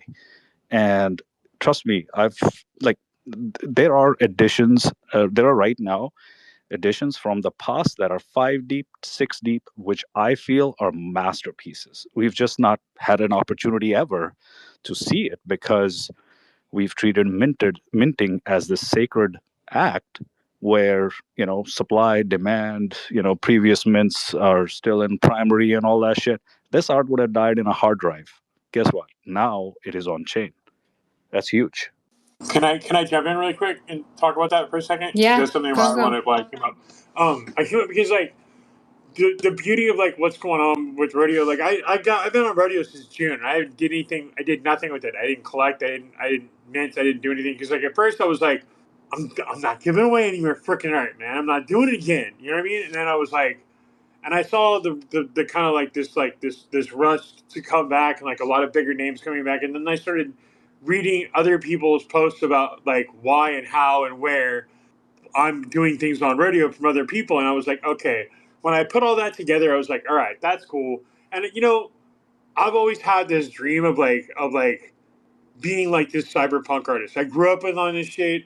I think so. I've been recovering from surgery for the last 2.5 months. Took like a good 6, 8, 12 weeks off of Twitter and X and minting and stuff like that for the most part. And like just came back a couple weeks ago and the whole time I've been down, I literally been going through like the entire like every list that I could get of like every AI cyberpunk TV show movie and just binge watching and movie watching and like I just kept coming back with so much inspiration and like realizing like this is all the stuff that I grew up on reading books since I was 12. Like this is what like my grandfather's dream was for me to be an artist that does art just like this for me, you know. And now I'm starting to use rodeo for like I'm putting that art out. I'm like with no shame anymore, no like worries about what people are gonna think about it or like where it's gonna go or like I'm doing only static images on there and like I'm hoping that sometime at some point in the near future those static images will become one-on-one animated pieces that I can do in 3D or AI or a combination of both.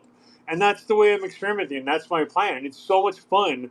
Like creating I've been creating like every day now for the last like 5, 6, 10 days. It's just like really just like finding at least like an hour where I can be in front of the computer and like just like create as much as I can while I'm still comfortable and like not going through like pain because of recovery.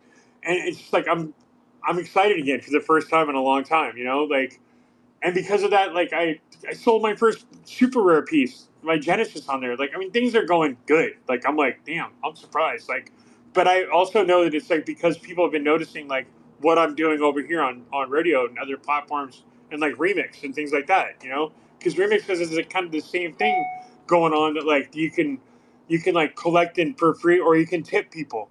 You know, and that's a huge bonus too. Um, and I've actually been making a little bit of money every month, like off of that. Like back in November, I actually made enough in tips while I was going through my first surgery recovery. People donated enough tips to me and collected my art that I actually was able to pay my rent that month. Like the $400 I needed for my rent that month actually came through. Almost all of it came through tips on Remix while I was recovering and like creating from my couch. You know what I mean? Like once a day. So like I'm excited about this new chapter of what's happening. Things are happening, and like somebody said, like Dario said earlier, or somebody said like my feed is full of art now again for the first time in a long time. It's not so much meme coins, all that kind of crap anymore. It's art all the time, 24/7 now, and I'm enjoying it.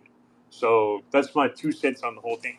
Chess, thank you for joining us on stage, and I hope you're recovering well from the surgery. But I think you nailed it. I've been reading all these crazy long threads and so many different perspectives on the debate and all this stuff. But at the end of the day, I think it's undeniable that throughout the conversation, it keeps coming back to this. Like people are just excited. People, especially after a long winter and the bear market and all this, like whatever that's been going on the last year, it's a lot of, it's super refreshing to see people just being excited and creators just creating. And I feel like a lot of people are just getting back into this kind of flow.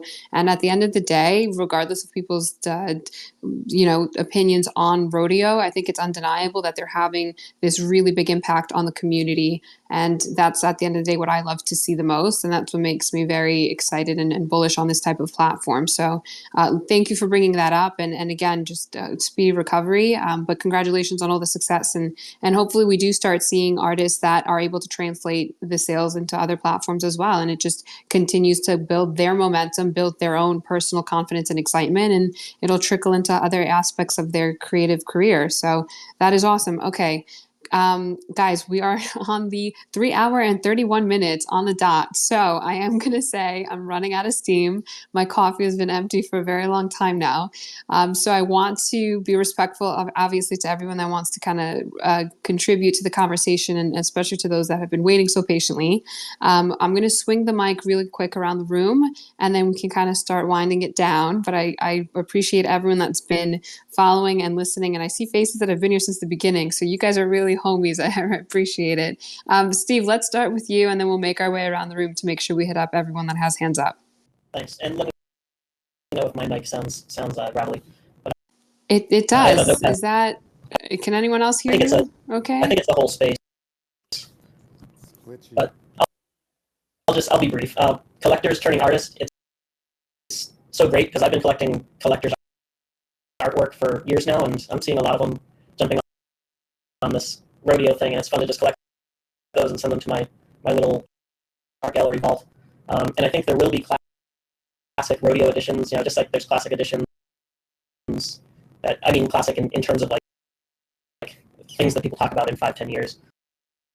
And it's cool being here kind of at the ground level to see those and maybe collect a couple of them. One thing I wanted to remind artists and everyone in here is that these are ERC 1155 tokens, just in case you were interested. So they really are editions in the cleanest sense of the word. And for any artists who want to, don't forget that you can update your collection name in OpenSea. You can change it from rodeo posts to whatever you want. That's another part of the metadata that's pretty easy to update. But OpenSea, it just takes it from the contract and puts it there. But you can rename it there, so it's a little more unique. And lastly, don't forget that come tax season, if you're meticulous about it, you're going to have 10, 20, 100,000 new transactions in your tax software to try to account for. So either keep up with it or rein in your collecting slightly. That's what I plan on doing. So that's my notepad document. I won't take more time. Thank you. Steve, I think I caught maybe 20% of that. Milton, can you hear me okay, or is it my mic as well that's kind of glitchy? Okay, cool. Steve, I catch a couple of things, and so I just want to point out again, if the clarification on the additions, I know there was some reference to maybe fractionalizing it and kind of comparing it that way, but thanks for clarifying on the more technical part. And I'm just going to encourage people, maybe if you just want to drop that in the comments too, because a lot of these threads, people come back and look at the comments. So maybe what you just mentioned, drop some of those comments on the thread. I am going to give the mic over. I don't think we've heard from who's on stage. Brian, do you want to go ahead? Sure. Hi. Hey. Yeah, it's Bryn. Can you hear me okay? Loud and clear, yes.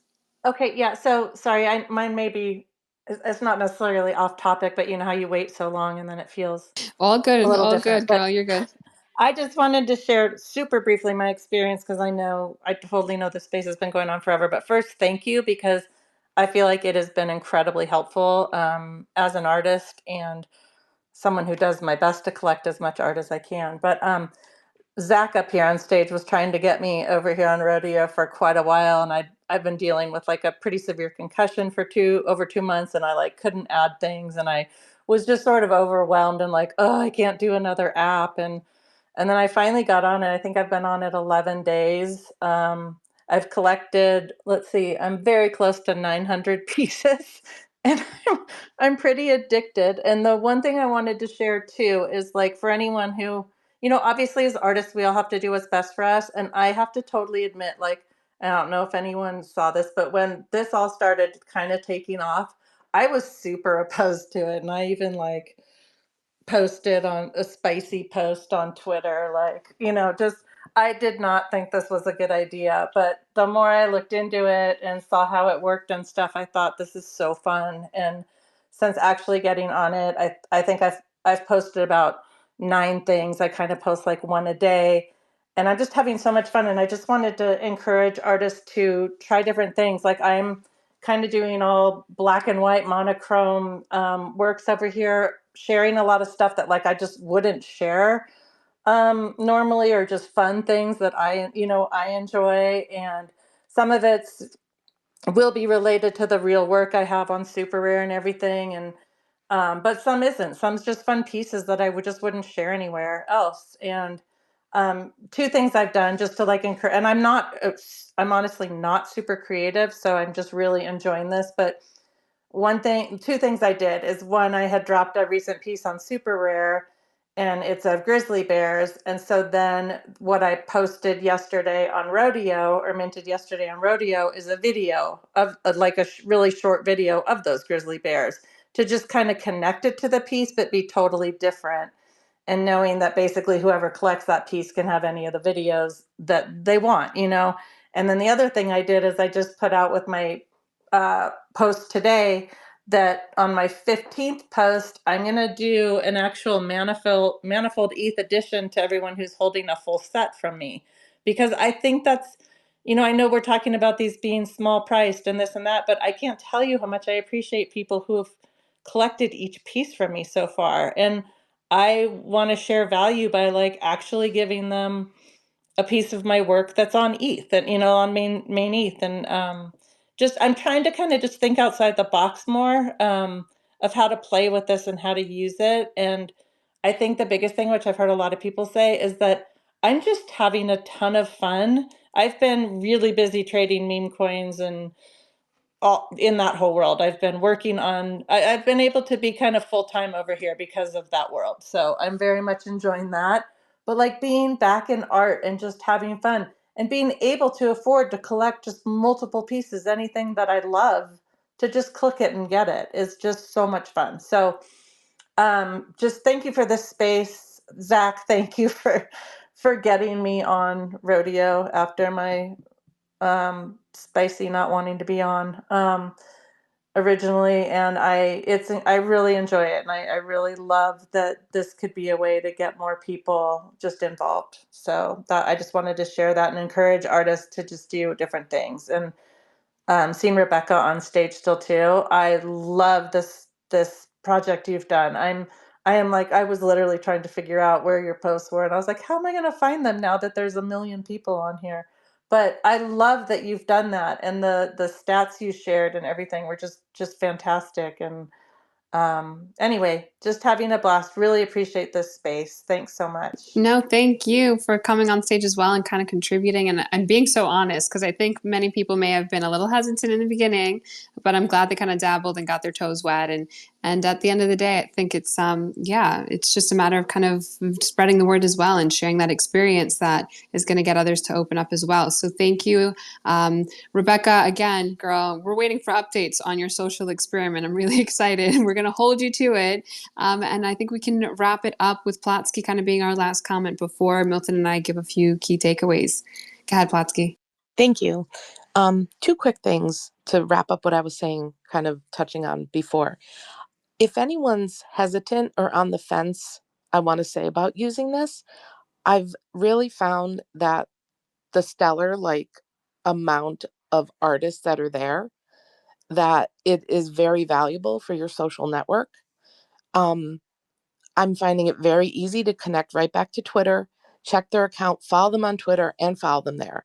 So even if it's a platform that I don't use as aggressively, I have made that connection here. And I'm finding, like I said, artists, someone brought up Computer Blood earlier. I had never encountered them, heard of them. I love their stuff. People that I admire are following them. I follow them here now. Now we're on Twitter, where you can have a more fleshed out conversation like we are now.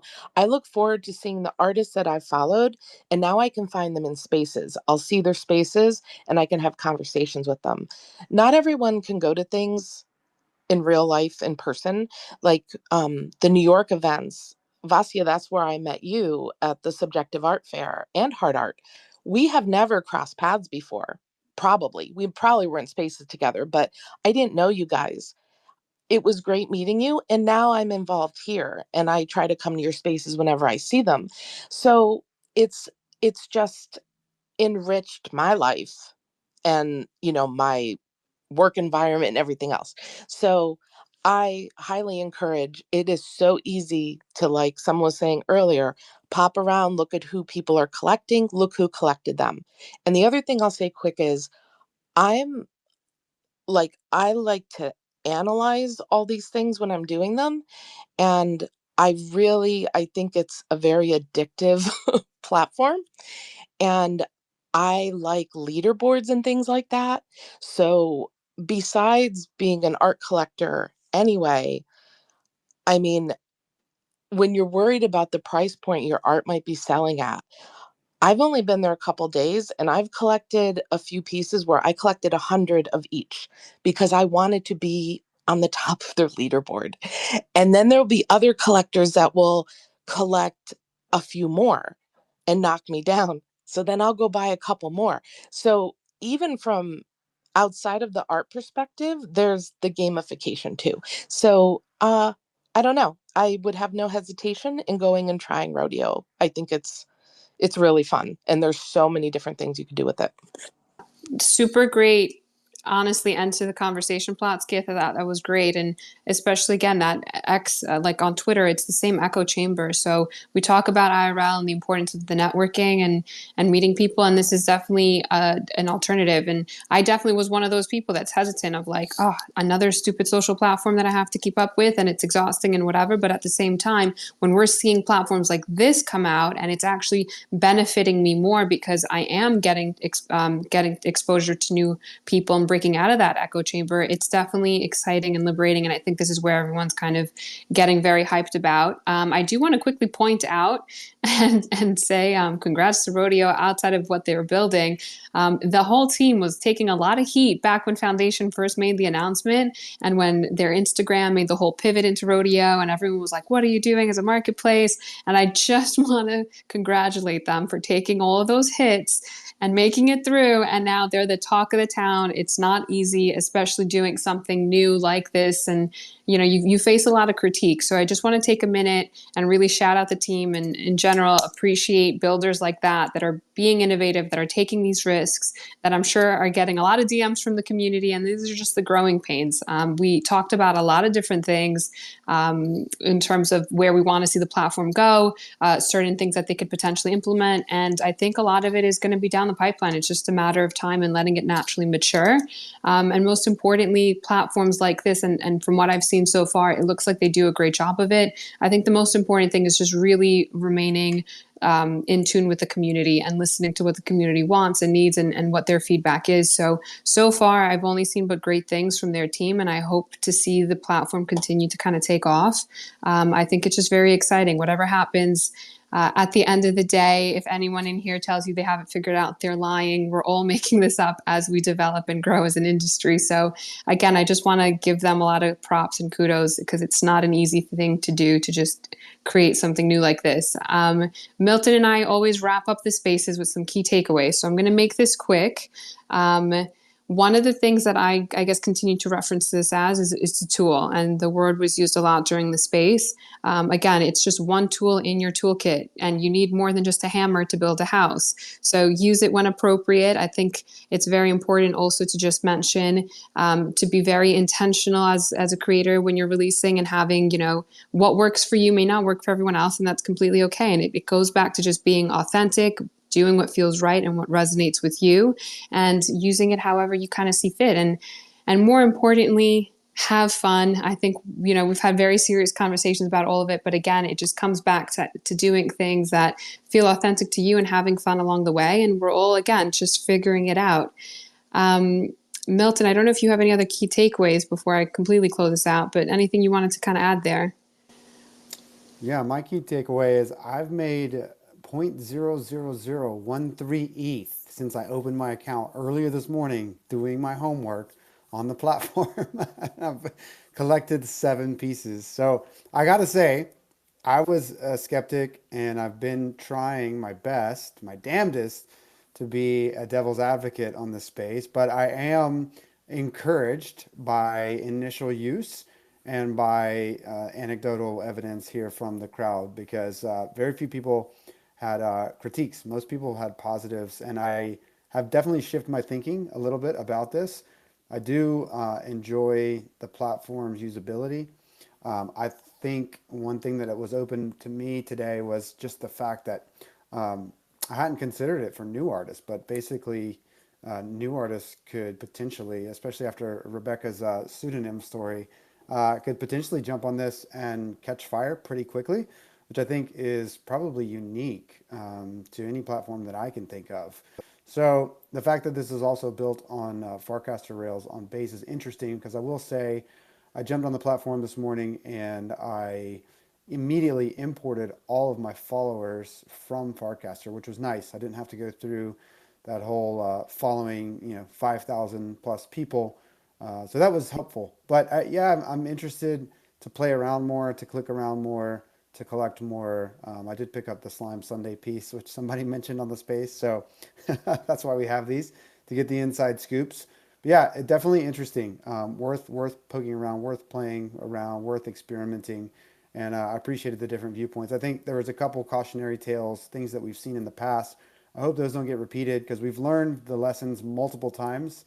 I hope we don't have to learn them 100 times to actually educate ourselves on those pitfalls. But so far, playing around and tinkering around and hearing these stories, pretty interesting tech. So yeah, I would encourage everybody to spin up a profile. Make sure to look at my collection and mint from my collection. That way I get those rewards because you know what I'm doing with those rewards. I'm just buying more art, people. But no, this was a fun space, and yeah, appreciate everybody joining in. I think this is sets our record for length of time and probably listeners. So I hope so. Yeah. too. Milton, I knew we had stamina because we've done some 3-hour spaces, but damn, dude, I didn't know we had this kind of stamina. We're approaching the 4-hour mark. Thank you again to those that tuned in. For those that are maybe new and haven't been on here, I'm just going to reintroduce what we do here. We're here every single Wednesday, 1 p.m. Eastern. Milton and I really try to tune into the community, try to host these spaces for the community, because at the end of the day, the only way we're going to survive and grow and really improve and elevate as a space is to have some hard conversations. And yeah, we are all about inviting as many people as possible to also contribute to this open dialogue. So I want to thank everyone that also contributed, not just on stage, but in the comments. I'm going to start going through those as soon as we get off. So this is officially called Moments, the podcast. I do have Moments, the creative agency, and we just launched a few months ago the podcast division, again, to just have these important conversations. But the reason why it's called a podcast is because these are all recorded and uploaded to all the major streaming platforms. So the last tweet that's pinned up top on that jumbo screen is kind of a bit of an introduction. It has links to all of the major streaming platforms. I would really, really appreciate if people could go follow Moments, the agency on X, but also make sure go subscribe and follow us on the other streaming platforms. Again, a lot of these conversations are important to also archive instead of it just getting lost in the Twitterverse. And actually, I remember having not only a conversation all about scarcity and the debate that was going on around it, but when Foundation made the initial announcement about Rodeo and their pivot, we had a whole conversation about marketplaces as well. So again, guys, thank you so much for tuning in. Appreciate your time here next Wednesday, 1 p.m. Eastern. And yeah, just appreciate the conversation we had. I definitely learned a lot, and my mind has also pivoted a bit as well. So that's kind of the purpose of all of this. On that wonderful note, I'm very curious to see what kind of country song Milton picked to DJ us out. Yeah, and I guess we'll see you guys next week. Appreciate all the support and the contributions to the dialogue. Thanks for tuning into Moments, the podcast. If you enjoyed today's conversation, make sure to subscribe and follow us to keep up with all the latest trending Web3 topics. Join us every Wednesday at 1 p.m. Eastern on X for our live space and be a part of the dialogue.